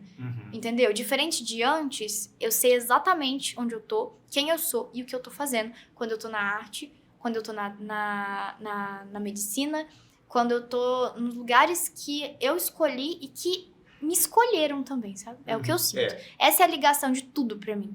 De cuidar das pessoas e de saber onde eu estou. E que eu estou no lugar que eu deveria. Isso é importante porque eu acho que acalma os dilemas naturais que nós temos em função do que somos, né? Da condição de finitude, de transitoriedade, dos embates pelos quais passamos todos os dias. Então, é muito interessante quando você fala isso com autoridade, eu até diria, e com maturidade também, porque se encontrar, né, escolhendo, sendo escolhida, como você mesma está dizendo, eu acho que é algo muito, num primeiro momento, muito restrito, muito difícil, né? As pessoas têm várias dificuldades hoje em dia, então acho que se a gente fosse fazer uma enquete, talvez a gente teria, não digo uma surpresa, mas nós teríamos muitas respostas que sairiam totalmente fora do que você está dizendo, né? Porque o que a gente tende a encontrar é o contrário, né? Pessoas que não têm não estão nessa sinergia, não estão nesse encontro. Isso é ruim para a nossa vida de relação, para a nossa vida profissional, enfim, né? Para a contribuição que a gente possa dar para a coletividade. Então, quando você está equilibrada, quando você está, talvez não seja esse muito termo, mas quando você está ciente disso tudo, né? Isso flui num ritmo adequado, que você considera adequado, que você abraça, né? Que você controla, entre aspas, eu acho que parece que existe aquela estrada pavimentada, né? Mais pavimentada, sem ser muito tortuosa, para você se desenvolver ao máximo, né? E ao fazer isso, é claro que você não faz de forma egoísta, só para você. As pessoas que estão à sua volta, elas são beneficiadas, são muito beneficiadas. Agora, com essa concepção, nesta idade, nos 20 anos, você é completamente imersa no universo artístico. Fale para nós como é que você se sente atuando com a medicina, nesse paralelo com a medicina. Como é que você gerencia essa vida um pouco, a gente supõe, agitada, assim, meio cigana às vezes, cada hora num lugar, com vários compromissos? Como é que você dá conta de alinhar essa agenda sua? É uma bagunça, tô brincando. Não é exatamente assim. Uma bagunça organizada, né? É uma bagunça organizada. Porque o que acontece? Eu decidi, isso é uma decisão minha. Isso é ótimo. Que eu não quero abandonar nenhum dos meus lados. Uhum. Eu posso, tipo assim, às vezes priorizar uma coisa? Posso. Sim, às vezes acontece. Sim, a gente precisa. Entretanto, eu decidi que eu não queria abandonar as coisas. Porque eu odeio que me mandem escolher as coisas que eu posso ou não posso fazer. Eu odeio isso. Sabe aquela coisa que você fala pra criança a vida inteira, que ela pode ser o que ela quiser quando ela crescer? E ela fala, quero ser astronauta. E eu odeio que a gente cresce e aí a pessoa vira pra gente e fala que a gente não pode ser o que a gente quer ser. Eu acho que a gente pode sim. E eu acho que a gente não tem que ser uma pessoa só. A gente não tem que ser uma coisa só. Eu não vou ficar a vida inteira sendo uma coisa só, sabe? Eu vou ser médica, mas a medicina vai ser uma parte da minha vida. Eu não quero que ela seja a minha vida completa, sabe? Isso não é saudável. Nem pra mim, nem pra quem eu tô atendendo. Sim. Isso não é saudável. Você ser uma coisa só e não ter... Não dar espaço a todas as suas vozes, sabe? E eu tenho muitas vozes, então eu tenho muitos lados. Eu decidi que eu não queria abandonar nenhum. A partir desse momento, eu tive que organizar muito bem tudo. O que acontece? Eu tenho compromissos específicos, horários específicos, tenho uma agenda, o que me ajuda muito. Não física, mas eu tenho uma agenda que me ajuda muito. E eu me planejo muito bem, muito. Eu sou uma pessoa extremamente planejada. Se um trem sai pra mim fora do lugar, aquilo já vai bagunçar o resto da minha... trem. O resto da minha programação já foi afetado, entendeu? Tá certo. Por exemplo, odeio ficar doente. Mas o meu pior motivo de não gostar de ficar doente não é que eu não tô passando bem. É que eu não consigo fazer todas as coisas que eu tinha pra fazer e que aquilo vai atrasar todo o meu cronograma, entendeu? Acredito. Por exemplo, eu tive um festival de dança no final de semana aí. Na segunda-feira eu teria uma prova. Eu estudei pra essa prova muito tempo antes. Tipo assim, muito tempo antes. Porque eu adiantei a matéria do professor. Porque eu sabia que eu ia já estar cansada e eu não ia conseguir estudar direito no final de semana. Então eu corri atrás, sabe? Eu organizo muito bem tudo. Tudo que eu faço eu organizo muito bem. E aí, assim, eu sou extremamente programada nesse sentido. Porque se eu não for, eu não vou conseguir fazer todas as coisas. Então, eu preciso dessa programação. E outra coisa, uma amiga me perguntou isso outro dia, como é que eu consigo continuar dançando. Porque ela, cara, você às vezes tá dançando, eu tô estudando, como é que você não? Eu falei, é porque nos momentos que você tá descansando, eu tô estudando. Por exemplo, enquanto eu tô dançando, você tá estudando, beleza. Mas enquanto você tá almoçando, eu tô estudando. Enquanto você tá descansando no final de semana com a sua família, eu tô estudando. Entendeu? Então eu vou organizando dessa forma. Porque eu sei que se eu não abrir... Eu abro mão do meu tempo livre, na verdade. Muitas vezes. Eu acho que isso é às vezes ruim. Mas eu acho que seria pior se eu abrisse mão de qualquer uma das outras coisas que eu gosto de fazer, sabe? Isso te completa e também é a sua forma de... É um refrigério, vamos dizer assim, você ganha o fôlego para poder continuar, né? Sim. É importante que ocorra. Sim. Aí eu só organizo tudo muito bem organizado, pra não dar ruim, vamos dizer assim, pra não ficar bagunçado. Mas eu me estresso às vezes, tipo, não estresse tipo, bravo, mas eu fico muito cansada às vezes, isso é verdade. Eu fico muito cansada. Mas é um cansaço que às vezes vale muito a pena, sabe? Que daí quando eu paro e olho, cara, eu fiz isso, eu falo, nossa... Valeu a pena estar cansada, sabe? É um paradoxo. Valeu a cansaço pena. que te descansa porque você tem aquele sentimento no final eu prefiro ficar, de missão cumprida. Eu prefiro ficar cansada fisicamente do que mentalmente. E é assim que eu consigo conciliar tudo, sabe? Porque realmente são muitas coisas. E eu vivo essa loucura de tentar conciliar tudo. Mas, por enquanto, eu tenho conseguido, tem dado muito certo, sabe? Eu tenho conseguido resultados em vários âmbitos da minha vida, resultados muito bons. Então, eu acho que é algo que tá dando certo. Entendi. Por enquanto, sabe? Muito bom. Agora, a gente trouxe para você, assim, com muito carinho, sabendo, né, da sua forma de lidar com as questões as mais recônditas que o ser humano pode ter, uma ilustração para te prestigiar, para divulgar o seu trabalho, né? Que a gente colocou aqui, como eu falei que eu te sigo, né? Então a gente vê umas fotos, a gente vê algumas coisas bacanas, né? E me tocou muito esse movimento seu, porque se a gente for fazer uma leitura da imagem, a gente percebe espontaneidade, a gente percebe intensidade, a gente percebe cumplicidade, a gente percebe que você não está ali de forma mecânica, você está sentindo o que você está fazendo. Você está sentindo o movimento, tendo um prazer, né? Então, eu tava tão feliz aquele dia, porque aquilo ali eu nem tava dançando, eu fiz a pose para tirar a foto. Para tirar a foto. Foi meu professor que escolheu a pose. Só que eu tava vestindo tão bonita que eu falei, nossa, vai ser uma foto. E é verdade. Só pensei isso. Verdade. Ficou uma foto muito legal. E é verdade. Então, assim, você veja que o que você fala, o seu discurso, ele está sendo verificado na prática. E eu acho que vice-versa. Por um seguidor modesto que não segue tanto assim, porque às vezes não consigo acompanhar o seu ritmo, né? E uma outra coisa que me deixou assim muito, muito tocado, muito emocionado, pela singeleza da letra, como a gente comentou aqui agora, e também pela ilustração. Não sei se é de sua lavra a ilustração, mas ela tem tudo a ver com você, com a mulher que você é, com a beleza que você tem. São várias belezas. Eu acho que você deve estar bastante ciente das suas belezas, né? E aí eu escolhi esse poema. Tem algumas outras razões também, né? Para ter escolhido, mas a gente vai construindo isso. E aí eu te pergunto, né? E quando a boca não fala?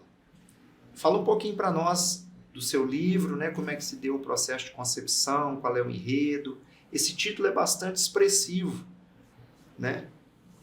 qual foi o objetivo? Qual foi o objetivo seu com esse título, né? Deixa eu mostrar aqui para o nosso ouvinte, para o nosso espectador, para o nosso internauta, né? O livro da nossa querida Isabela Marques, com esse título bastante instigante. Tem um texto, que são vários textos, né? Mas nós tiramos um para ilustrar aqui agora. Nós vamos pedir que depois, no final, você leia com a sua emoção, com a sua voz, com o seu coração, com a sua outra beleza interna. Então, esse título, ele veio do além, vou ser sincero.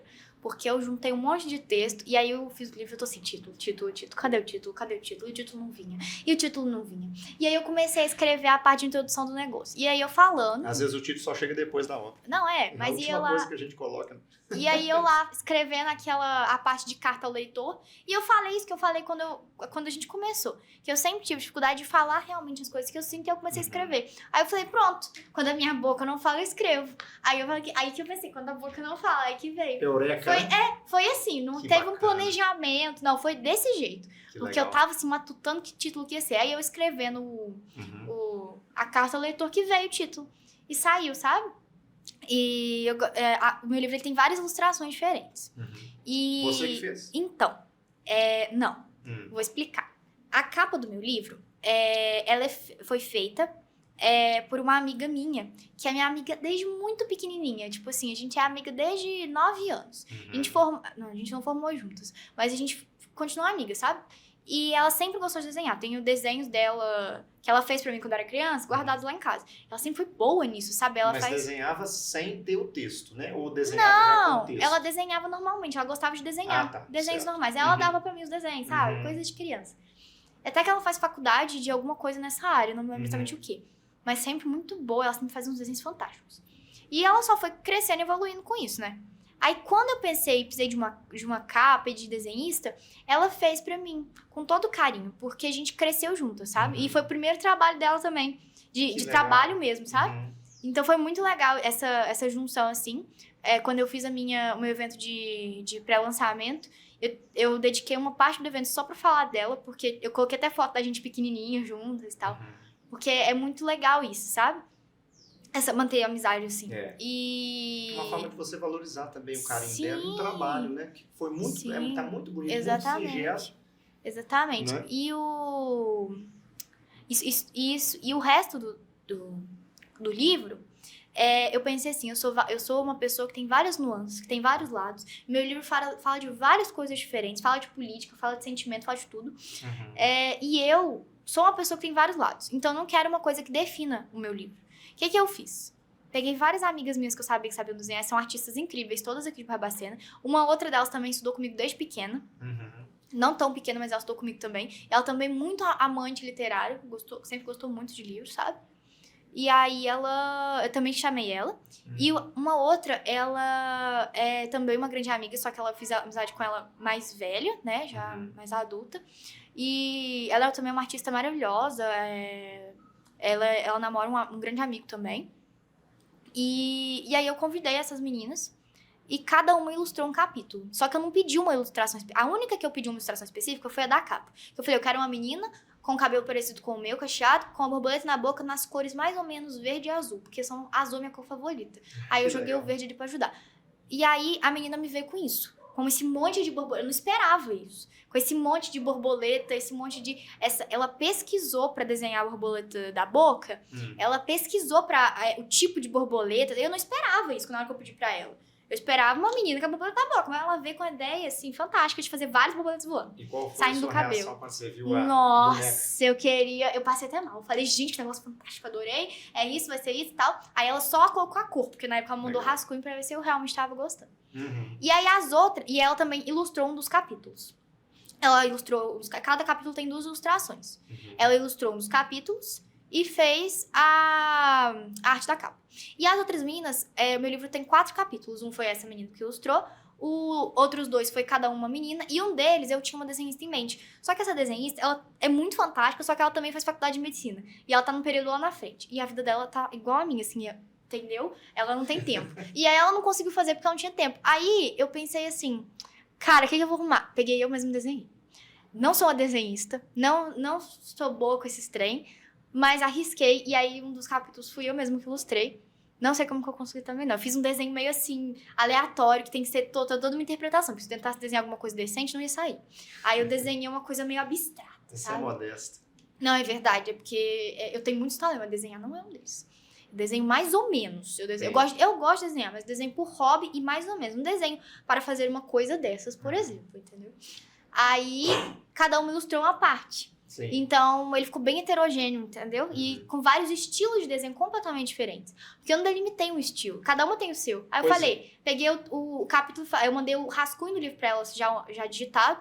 Falei, o seu capítulo é o tal. Lê aí e desenha o que você quiser. O que você sentir aí, você desenha. Era isso que E eu elas queria fizeram saber. isso. Joguei pra elas, falei, lê aí o seu capítulo. Não precisa ler o livro todo, não. Mas lê o seu capítulo e desenha o que você achar que você sente. E foi isso que aconteceu. Eu não pedi nenhum desenho específico pra elas. Eu só fiz isso. E deu super certo. Elas vieram com a interpretação delas dos meus poemas. Você gostou do resultado, né? Eu adorei. Eu achei o máximo. E elas vieram com os desenhos delas. E são fantásticos, todos eles. Você perdeu o texto nessa hora, Isabela. Nesta hora que você perdeu o texto para o seu leitor, metaforicamente falando. E você teve uma resposta para além de elas terem dito que gostaram, elas registraram esse sentimento aqui, na singeleza das ilustrações. Mas eu acho que isso daí não é do livro, não. Não? Eu acho que não. Esse aí eu acho que é a produção aí sua que fez. Sim, mas de qualquer forma... Mas ficou lindo. O que está no livro Ficou lindo. é essa mensagem. Eu adorei. É essa mensagem, né? Então, assim, esse feedback, eu acho que é um feedback... né, esse retorno é um retorno extremamente profundo. Mas eu não entendi. Como assim eu perdi o meu leitor? Você perdeu o seu texto. Ah, o texto. Como Né? assim? Não entendi. Depois que a gente lega a obra ao público, né, de certo modo, ele deixa de ser nosso. Claro que não em termos entendi. propriamente autorais eu tô assim, ou gente, legais, como que eu perdi o texto? Mas perdeu nesse aspecto, porque Entendi. aí você tem a possibilidade, né, de estar aberta, As interpretações. exatamente, a várias interpretações. Sim. No caso delas, foi um registro muito legal, porque não foi apenas dizer, olha, eu gostei muito, o que você quis dizer aqui com esse verso, com essa escolha, e esse título e tal, poxa, mas eu não vi dessa forma. Então, houve uma transcendência, né? Que eu acho que essa é a mágica, uma das mágicas da literatura, quer dizer, elas devolveram para você uma resposta que está registrada na singeleza dos desenhos, né? Então a interpretação está ali registrada numa espécie de até coautoria, eu arriscaria dizer, do seu material, porque aí sim os leitores acabam sendo coautores, porque as provocações que você vai certamente criar neles, né? Essas provocações é que vão gerar essas interpretações, os feedbacks vários que você vai ter, como teve delas, mas ficou um pouquinho diferenciado, ficou, né, talvez subiu um degrauzinho a mais, porque ficaram as ilustrações, ficaram esses registros, né, para a composição da sua obra, como uma forma de te prestigiar, de considerar a relação, né, enquanto Isabela, mas também de prestigiar enquanto escritor, enquanto artista. Então, Sim. Olha como que essa magia é sutil, é um deleite, é uma delícia, né? E você está sabendo fazer isso de uma maneira assim bastante nobre e, repito, na minha limitação, bastante madura, né? Não é muito comum. Não é muito comum. A gente, por vezes, tem vários contatos com vários tipos de texto, a gente não percebe isso em algumas pessoas, ainda numa trajetória mais tenra, né? A gente talvez veja isso mais acentuadamente em alguém aí com algumas pegadas já no caminho. Então isso é muito alvissareiro, né? Por isso que a gente está aqui hoje também. E aí eu até apresento uma questão para você, assim, na verdade até um comentário. Você está muito no mundo virtual, eu te acompanho muito de lá, como já falei antes, né? Como é que a divulgação que você faz do seu trabalho, da produção literária no caso, né? Vamos pensar assim, nas redes sociais, e como é que é essa interação com os leitores? Porque você falou um pouco para nós dessa interação com estas leituras específicas, que claro que tem total valor, a gente está pontuando isso aqui, elas têm que assistir depois as reflexões nossas, né? Sim. Mas eu digo, eu quero considerar também a amplitude dos seus outros leitores, que a gente sabe que são muitos, a gente já escutou comentário, e é legal porque assim, as pessoas às vezes comentam conosco sem saber propriamente que a gente tem uma amizade, tem uma relação. Então, aí nessa hora que é legal de ver a espontaneidade, né? Então, e também é claro que a gente não vai, ou pelo menos não deve, quebrar o encanto, né? Falar, não, eu conheço ela. Não, é mesmo? Quem que é essa moça? Não, deixa eu ver aqui. Que legal, que bacana. Então, assim, tem uma curiosidade também da gente saber, porque você é muito virtualizada. Então, como é que você faz essa divulgação da produção literária nas redes? Né? Como é que é essa interação com os leitores? E a repercussão dos textos, os comentários, as leituras, as interpretações, as reações.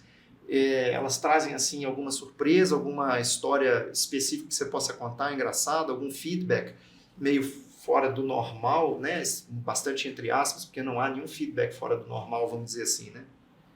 Então, o que acontece?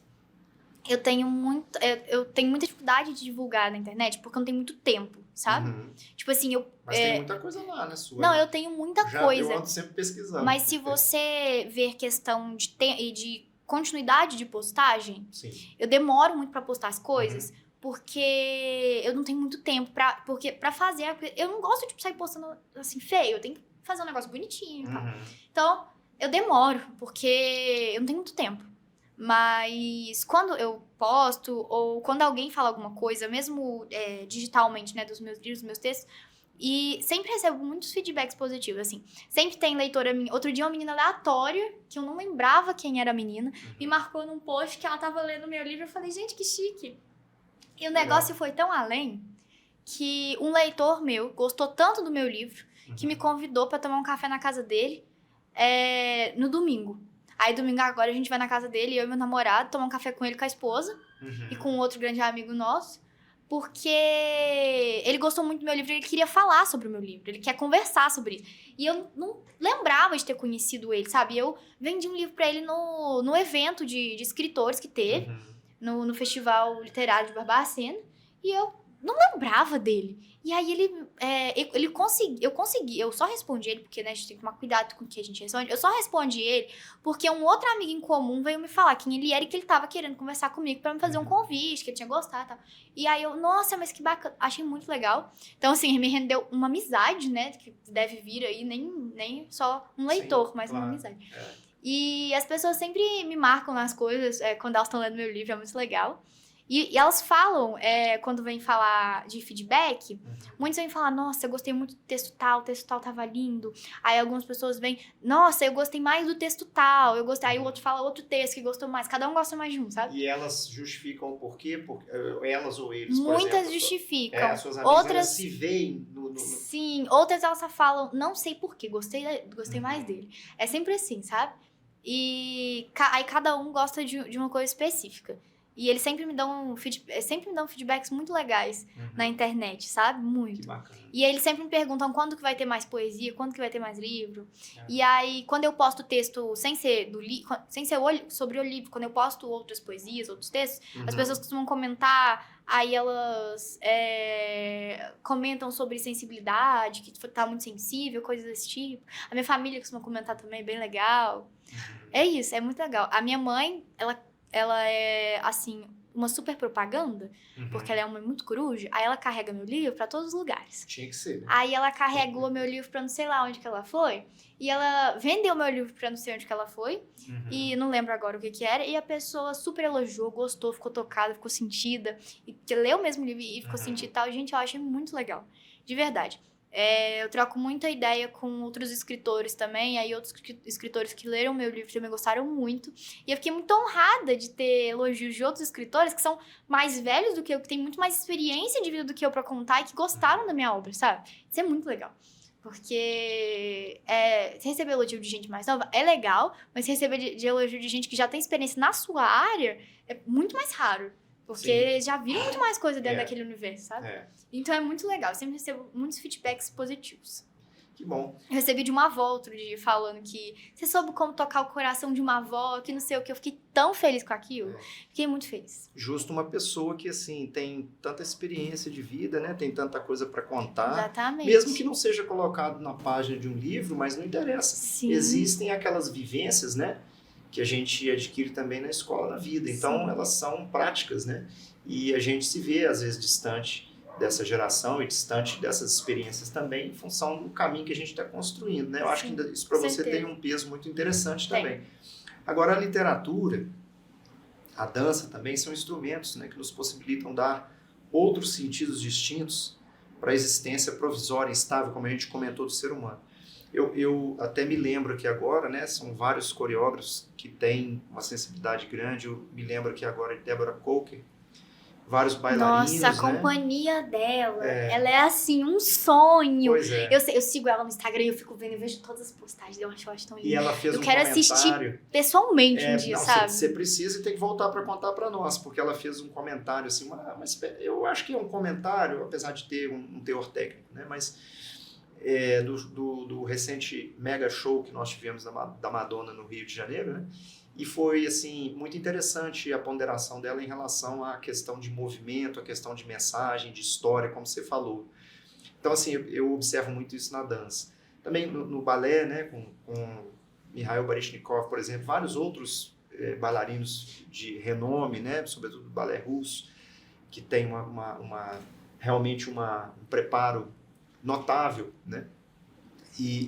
Então, por isso que eu estou chamando as duas peças de novo, né? A peça da literatura, a peça da dança, mesclando aí né? Dando a possibilidade de a gente ter sentidos distintos para a existência. Diante disso, como que tem sido a sua participação nesses encontros, né? Literários, por exemplo, ou mesmo de danças aqui que acontecem na região próxima da nossa cidade, ou mesmo no estado? Eles têm sido mais frequentes, eles têm sido alternados, encontros literários, concursos, festivais e também de dança, a mesma coisa, ou o calendário é bastante dividido? Tem a literatura primeiro, tem a dança depois? Não, é bem espalhado durante o ano, sabe? É sempre assim... tem muitas coisas, tanto de literatura quanto de dança, acho que de dança é até mais, Sim. porque, né, é muita coisa, mas assim, é muito espalhado, sabe? Uhum. A única vez que bateu data foi que eu fui convidada pelo Café Cranbeck para fazer uma participação no festival literário que eles fizeram, e foi no ano passado, e no mesmo dia da minha apresentação no espetáculo, e eu ia ficar o dia todo envolvida com a apresentação, não tinha como eu ir. Aí eu fiquei muito chateada e tal, mas porque eu já tinha me comprometido com a apresentação. Sim. E aí eu tive que recusar o convite do Cranbeck, infelizmente. Uhum. Mas ajudei na divulgação deles e tudo. Indiquei outras pessoas. Mas, fora isso, geralmente não bate, o que é muito bom. Porque eu consigo participar de tudo, sabe? É muito legal. É muito legal. E eu consigo participar de tudo e dá super certo. Eu gosto muito. O negócio do Festival de Inverno, por exemplo, que teve, foi assim, ó. Eu apresentei sobre o meu livro numa sala, num horário. Logo em seguida, eu fui pra outra sala pra dançar. Foi muito legal isso. Porque eu saí do mundo e fui pro outro, assim, ó. Muito rápido. Foi muito legal. E desconecta e conecta também tranquilo, Tudo. Imediato. Muito legal, muito legal. E é essa questão, sabe, de estar envolvida com tudo, que o calendário, ele é agitado. Sim. Acaba ficando agitado. Mas ele não costuma bater, sabe? Porque não tem... As coisas de escritores não tem uma época específica. Cada evento acontece dentro de uma época X, porque são eventos diversos, né? Separados. E os festivais de dança é a mesma coisa, eles são diversos. Então, enquanto teve um agora em maio, a gente vai ter um outro lá em setembro. E também vai ter um agora dia 1º de junho. E aí vai ter outro dia tal, e aí outro dia tal. Então, tipo assim, e aí tem o espetáculo. E aí, no meio disso, vai ter evento de escritor, vai ter encontro de escritores de não sei o quê. Então, tipo assim, aí vai ter o encontro de escritores da faculdade, num período aleatório também, que é acho que outubro, eu acho, não sei. Então, tipo assim, são coisas separadas. Então, como são coisas separadas, não costuma coincidir. Porque elas são espalhadas pelo ano, sabe? Assim, sempre vai aparecendo uma coisa em cada final de semana, em cada data. Entendi. E você está, eu acredito, né? Você está se preparando para essas agendas todas que não felizmente, né? Que não casam uma vez ou outra, às vezes. Sim. Não tem jeito, né? E você tem alguma produção literária? Agora é a hora chata do spoiler, né? Você está com alguma produção, está envolvido em algum trabalho que você possa partilhar conosco no momento? Como é que está essa sua participação nos eventos culturais, por exemplo, da faculdade? Eu vejo que você é mestre de cerimônia, você ajuda sempre o nosso querido professor Luiz Mauro, que é um entusiasta da cultura. O professor Luiz Mauro, eu sou apaixonada com ele, e ele comigo. A gente, assim, dá super certo, sabe?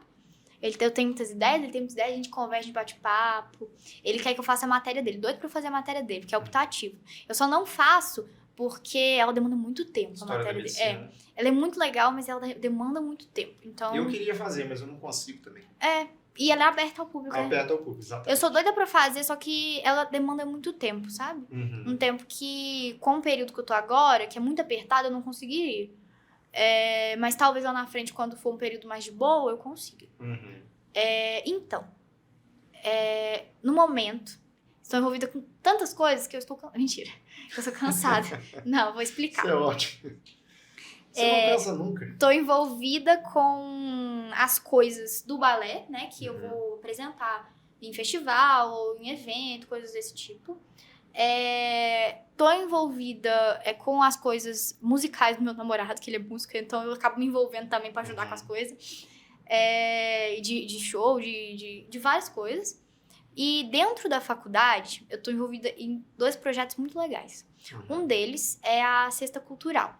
O que é isso? A gente fez um projeto, são vários alunos, extracurricular, junto com a orientação do professor Luiz Mauro e da Flaviane. A Flaviane, ela é, assim, uma bênção, sabe? Ela é a minha professora favorita. Só não falo que é o Luiz Mauro porque ele não me dá aula. Mas a Flaviane já me deu aula e agora me dá aula de optativa, que é dela eu consegui fazer. E assim, os 2 são muito legais. Eles estão orientando a gente nesse projeto. E esse projeto, ele vai promover várias cestas durante o ano, que são com coisas culturais. E já está acontecendo. Já está acontecendo. Vai favorecer a memória de várias questões da cidade, a cultura e a medicina. Então, vai juntar tudo isso e vai ser muito legal. A gente já tem até uma programação pronta, sabe? E a gente vai bolando os eventos durante o ano. Inclusive, vou fazer o convite aqui, vou fazer o convite para todos. Dia 24, sexta-feira, é isso mesmo, né? Dia 24. Isso. Tem uma sexta dia 24. A próxima sexta, sem ser dessa semana, na outra sexta, a partir das 5 horas da tarde, vai ter, lá na Faculdade de Medicina, no auditório, um evento realizado em comemoração ao aniversário da PAI. E aí a gente vai contar com a presença de várias pessoas que são envolvidas nesse núcleo e de várias palestras interessantes e falas interessantes sobre a PAI, sobre como ela funciona e sobre tudo que ela já fez, tudo que ela faz. Ela dá suporte para as pessoas que têm uma necessidade diferenciada, não é isso? Isso. Então, a gente vai estar fazendo esse evento promovendo a PAI lá e a presença ela é gratuita, ela é aberta ao público, então é só aparecer, vai ser um evento muito interessante, que a gente está planejando com muito carinho, vai ter um cafezinho, então se eu fosse vocês eu ia, porque o cafezinho vai ser gostoso, vai ser legal. Vai ter Isabela com esse carisma vai todo. Ter eu, que legal. Mas eu não vou falar não, nesse eu tô mais assim... vou estar na recepção das pessoas que estiverem chegando. Então, quem estiver chegando, eu vou estar recebendo e vou estar direcionando ao evento, sabe?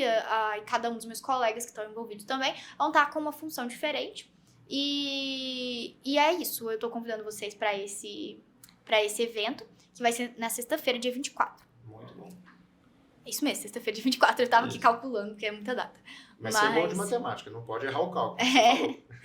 Mas, além disso, está envolvida nesse projeto, que não vai ter só essa sexta, vão ser vários outros eventos também. A gente vai produzir um jornal, vai ter várias coisas, entendeu? Ao longo do ano. Vai ter um encontro de escritores, que tá dentro desse projeto. Vai ter um encontro musical no final do ano, que a gente teve no passado, vai ter de novo esse ano. Então, não são todas as sextas, mas algumas sextas a gente vai estar promovendo esse tipo de evento. Joia. E também... Além disso, a faculdade, a gente tem um projeto de extensão. A gente tem a extensão dentro da grade curricular, porque o MEC, ele exige isso. Sim. A gente tem a extensão dentro da grade curricular. E aí, no final do período, a gente tem a mostra de extensão. O que é isso? Os alunos, os grupos de extensão, né, que são divididos por grupos, a gente apresenta para uma banca, para professor, enfim. o trabalho que a gente fez. A gente apresenta o trabalho que a gente fez na extensão. Por exemplo, a minha extensão, ela foi, tanto ano passado quanto esse ano, foi feita em escola. A gente trabalhou com as crianças, temas de saúde específicos e de demandas específicas da escola, que a escola pediu. Ano passado a gente trabalhou puberdade, essas coisas, Sim. com as crianças de uma determinada faixa etária. Muito importante. E esse ano a gente trabalhou com várias faixas etárias diferentes, a gente trabalhou vários temas. A gente trabalhou bullying, puberdade, sexualidade e álcool e drogas, sabe? A gente Muito trabalhou... aí a gente faz dinâmica, a gente põe um trabalho com as crianças. Pra mim, eu amo a extensão, porque eu adoro pessoa, né? Eu adoro estar com as pessoas, eu adoro. E aí é o momento que os alunos têm pra apresentar aqueles projetos. E o que acontece? Pra poder abrir o evento, que o evento vai ser... Inclusive, vou fazer os convites. Segunda-feira, dia 27, 4 horas da tarde. Eu espero vocês pra abertura desse evento. E a abertura desse evento sou eu que tô organizando. E eu tive a chance linda de convidar uma orquestra muito querida, porque dentro da extensão, a gente tem várias escolas que a gente trabalha, além de postinhos de saúde e tal, que também envolve a extensão. Nos bairros, né? Os postos nos bairros. Isso. A gente também trabalha com as escolas. E uma dessas escolas é a escola da Sociedade São Miguel Arcanjo, que eu trabalhei nela no passado. Eles são excelentes, realmente.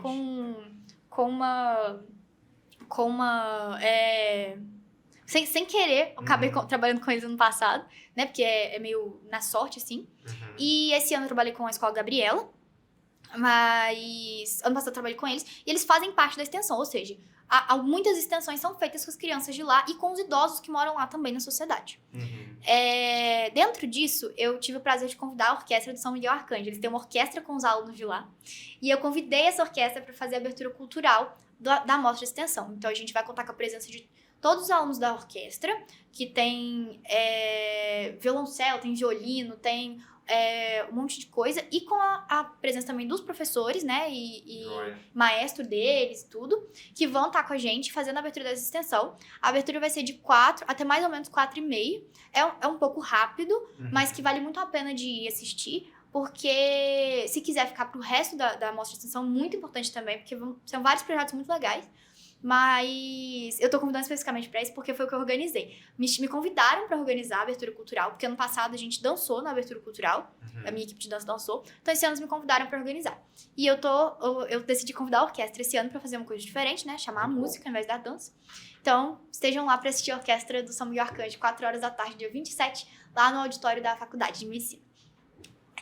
E eu tô muito ansiosa pra receber eles. Eu tô postando sempre, porque eu tô muito ansiosa pra receber as crianças. Porque eu gosto muito das crianças de lá. Os meus professores amam as crianças de lá.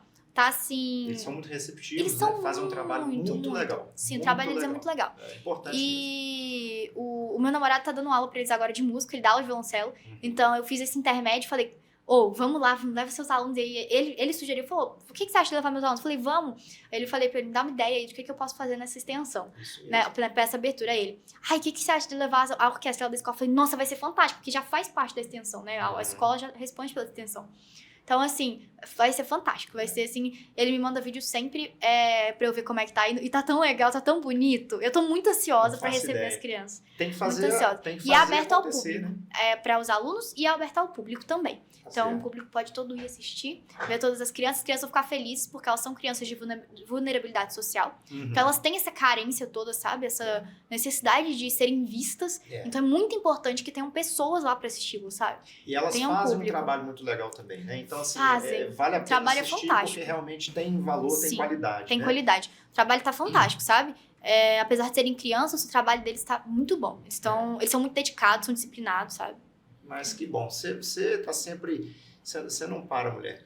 E deixa eu te perguntar uma coisa, assim, uma curiosidade que o nosso ouvinte, nosso internauta, nosso espectador também deva ter, creio. E a sua história com Barbacena? Como é que a cidade se mistura nessa agenda tão louca que você tem? O que você pode falar para nós da terra que você vive e do que ela representa para você nesse turbilhão todo que você apresentou pra gente aqui hoje? Barbacena tem seus problemas, assim como toda cidade. Mas Barbacena tem uma história tão legal, mas tão legal, que ela faz eu ficar envolvida com aquilo, sabe? é bom. A gente teve essa história ruim do Holocausto, mas a gente tem muitas coisas boas aqui. Muitas coisas que... Eu tô sempre aprendendo coisa nova sobre a cidade. Sempre. Nunca parece que eu sei o suficiente sobre a cidade que eu moro. Nunca parece. E eu gosto de estar sempre sabendo coisas novas de Barbacena, sabe? É o lugar onde eu cresci. Eu sempre morei aqui. Nasci aqui. E eu tenho vontade de morar fora um dia, mas pela experiência. Mas eu tenho a minha família, os meus filhos, eu quero criar aqui. Se não aqui em algum lugar perto, sabe? Porque eu acho que é o tipo de cidade que abraça muito no sentido de você... de ser tudo muito perto, porque é uma cidade pequena, então é tudo muito perto. E outra, eu adoro que eu ando aqui no centro dessa cidade e eu conheço muita gente só de estar no centro da cidade. Eu conheço o dono do café, eu conheço a moça que trabalha na loja, eu já fiz amizade com ela porque eu já comprei lá. E eu conheço o dono do outro café, e aí eu conheço a padaria, e aí eu conheço, entendeu? Isso é muito legal, eu adoro isso. Eu quero ter experiência um dia de morar em outra cidade, talvez uma cidade grande, porque eu quero ter a experiência de saber como é estar fora daqui, como é não conhecer todo mundo. Mas eu adoro esse negócio de conhecer todo mundo. Eu adoro esse negócio de falar que eu vim de uma cidade que não tem nada a ver, que é uma cidade que tem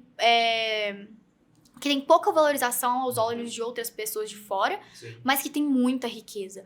O tanto de artista bom que tem nessa cidade é verdade. É violento. E você está ciente de que você está contribuindo de forma assim, bastante decisiva, né, para essa riqueza cultural, histórica, política, social que nós temos na cidade. Né? Eu espero, com porque o trabalho que você eu faço questão de falar que eu faço um monte de coisa, mas eu sou de Barbacena. Eu vim de Barbacena, foi a cidade onde eu fui criada, sabe? Então tem um carinho muito grande. Maravilha.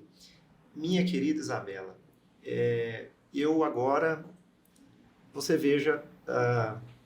Casa de Ferreiro Espeto de Pau, para a gente usar um ditado bem simples, mas bastante aplicado à realidade do nosso bate-papo tão gostoso, tão descontraído.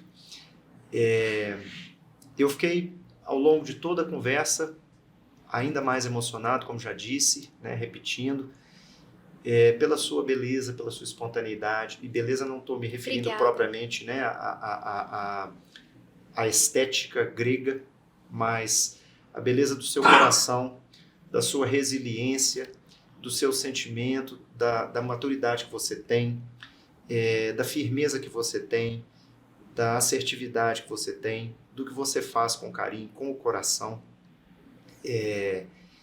Nós estamos mais uma vez muito agradecidos por você ter aceitado o convite nosso de estar aqui com a gente, certamente vai voltar. É uma felicidade muito grande a gente poder ter uma moça tão jovem, mas tão madura, tão bonita por dentro, né? Tão bonita nos valores, nas concepções, na sua lida do dia a dia, naquilo que você defende, né? Eu acho que nós somos felizes hoje de ter contato com a sua presença aqui, nosso espectador também, nosso ouvinte, nosso internauta, deve ter ficado satisfeito de ver um exemplo tão bacana que a gente precisa sim prestigiar, privilegiar, porque ele pode nos ajudar. A gente precisa de pessoas boas, pessoas iluminadas, pessoas que queiram fazer acontecer, pessoas que possam contribuir, né? Ao mesmo tempo que se realizam, ao mesmo tempo que são escolhidas e escolhem. Então, hoje foi muito rico e a gente está muito satisfeito. A gente queria, depois de sua palavra final, a gente queria pedir que você pudesse nos brindar nesse momento com a leitura de um dos textos seus, né? Eu acho isso aqui eu fico muito embargado, porque um dia a gente vai embora e essa é uma condição nossa, né? E eu posso imaginar uma razão recôndita nesse coraçãozinho seu, pela qual esse texto foi escrito. Eu prefiro que fique só na imaginação. É muito possível, pela sua sensibilidade, que você saiba bem o que eu estou dizendo. E a gente queria ouvir a interpretação na sua voz, exatamente para a gente ter esse gostinho final que vai ficar de tudo que eu falei, de tudo que você falou, dessa singeleza, dessa dedicação, dessa alegria, dessa luz. É isso que a gente te pede nesse momento. Com toda certeza, não precisava pedir 2 vezes, não. Mas eu sei que você pediu pra ficar na imaginação, mas eu acho que eu gosto de contar a história desse poema. Esse poema é o que eu falei que eu escrevi bem novinho. Eu escrevi ele com 8 anos e que eu tenho ele escrito, que até com erro ortográfico. É exatamente esse poema. E eu escrevi ele, eu acho que quando meu avô faleceu. E que é exatamente porque eu não conseguia falar as coisas, porque eu tinha medo de deixar minha mãe pior ainda. Minha mãe era muito apegada e tal, aquela coisa. Então eu pus pra fora dessa maneira. E isso mexe muito comigo, porque no dia do meu pré-lançamento, eu falei dessa poesia, porque era a primeira que eu escrevi ali. E eu falei dessa poesia, eu li essa poesia, e uma pessoa chorou. E ela chegou pra mim chorando e falando que ela emocionou muito, porque ela perdeu a filha dela de uma forma muito ruim, muito, muito grosseira. E era uma moça jovem, sabe? Ela perdeu uma moça muito jovem. E essa mãe chorou, chegou pra mim e disse que tinha mexido muito com ela, porque ela lembrou da filha dela e que no final do poema, eu vou ler, eu falo pra deixar a janela aberta pra visitar. E ela fala que ela sempre vai deixar a janela aberta pra filha dela. Ela falou isso, que a filha dela sempre vai estar lá com ela, né, no coração dela, as memórias, tudo. Então ela sempre deixar a janela aberta pra filha dela. E isso me tocou muito, porque é o tipo de comentário é o tipo de coisa que é pra isso, sabe? É que nem eu disse, pra identificação, pra identidade. Se ela sentiu que se ela se identificou com essa poesia, se ela identificou a filha dela nessa poesia, já valeu tudo pra mim, sabe? Então essa fala pra mim, ela foi sensacional. Ela falou, me lembrou muito a minha filha, e eu fiquei muito tocada quando ela me falou isso. E eu nem não esperava, sabe? E eu fiquei até emocionada também. Porque foi muito tocante ela ter falado que ela identificou a filha dela nisso. Ela não falou com tristeza, ela falou com felicidade de que ela viu que alguém mais entende o sentimento dela de querer deixar a janela aberta, sabe? Tipo, não querer deixar que a pessoa morra no sentido de ser esquecida, sabe? Que a pessoa não vai ser esquecida. E eu acho isso muito legal. Essa foi uma coisa muito marcante que aconteceu comigo, sabe? E eu vou ler, então, pra vocês. Parece que eu adivinhei, né? Adivinhou, foi muito tocante. Então vamos lá. Deixa eu só procurar aqui, que daí Sim. eu leio daqui, porque Fique à vontade. eu uso óculos. E eu não gosto de usar óculos sempre, porque eu acho que não combina comigo sempre. Tipo assim, quando eu tô de maquiagem, por exemplo, não gosto de usar óculos. Aí, porque não é tampa a maquiagem. Aí eu fico sem óculos e eu não enxergo, eu enxergo tudo embaçado. Tá tudo bem. Uma miopiazinha, né? Não, eu tenho... Sabe quando fala pra perto e pra longe? Eu tenho um olho pra perto e um olho pra longe. Nossa. Minha visão, ela é que nem eu, entendeu? Tem vários lados. Ela é igualzinha a mim. É toda bagunçada. Isso é ótimo. Então vamos lá. Vamos lá. Se um dia eu for embora. Se um dia eu for embora, o que você vai fazer? Você vai se entristecer? Vai chorar até enfraquecer? Vai se desfazer? Não faça isso. Se um dia eu for embora, deixe a janela aberta pra eu poder te visitar. De dia ou de noite, vestida de estrelas ou flores. E me promete que vai se cuidar quando eu for embora. Ela mexe comigo também, ela mexe comigo. Acho que a gente fica embargado, né? Fica. Querida, mais uma vez, obrigado por ter aceito o convite. Eu que agradeço o convite. Na próxima, nós estaremos aqui com você, tá? Pra gente atualizar as informações dessas coisas boas que você faz, de tanta coisa boa que você faz. Você tem que partilhar conosco. Tá Pode bom? deixar. Espero os ouvintes nos eventos que eu divulguei aqui, por favor. Com certeza. Bem, meu caro amigo ouvinte, espectador e internauta, esta foi mais uma edição do podcast Histórias da Nossa Gente, pela Rádio 93 FM, a Rádio que é Show, em parceria com a Academia Barbacenense de Letras. Nós agradecemos pela audiência e aguardamos você na próxima edição. Até lá!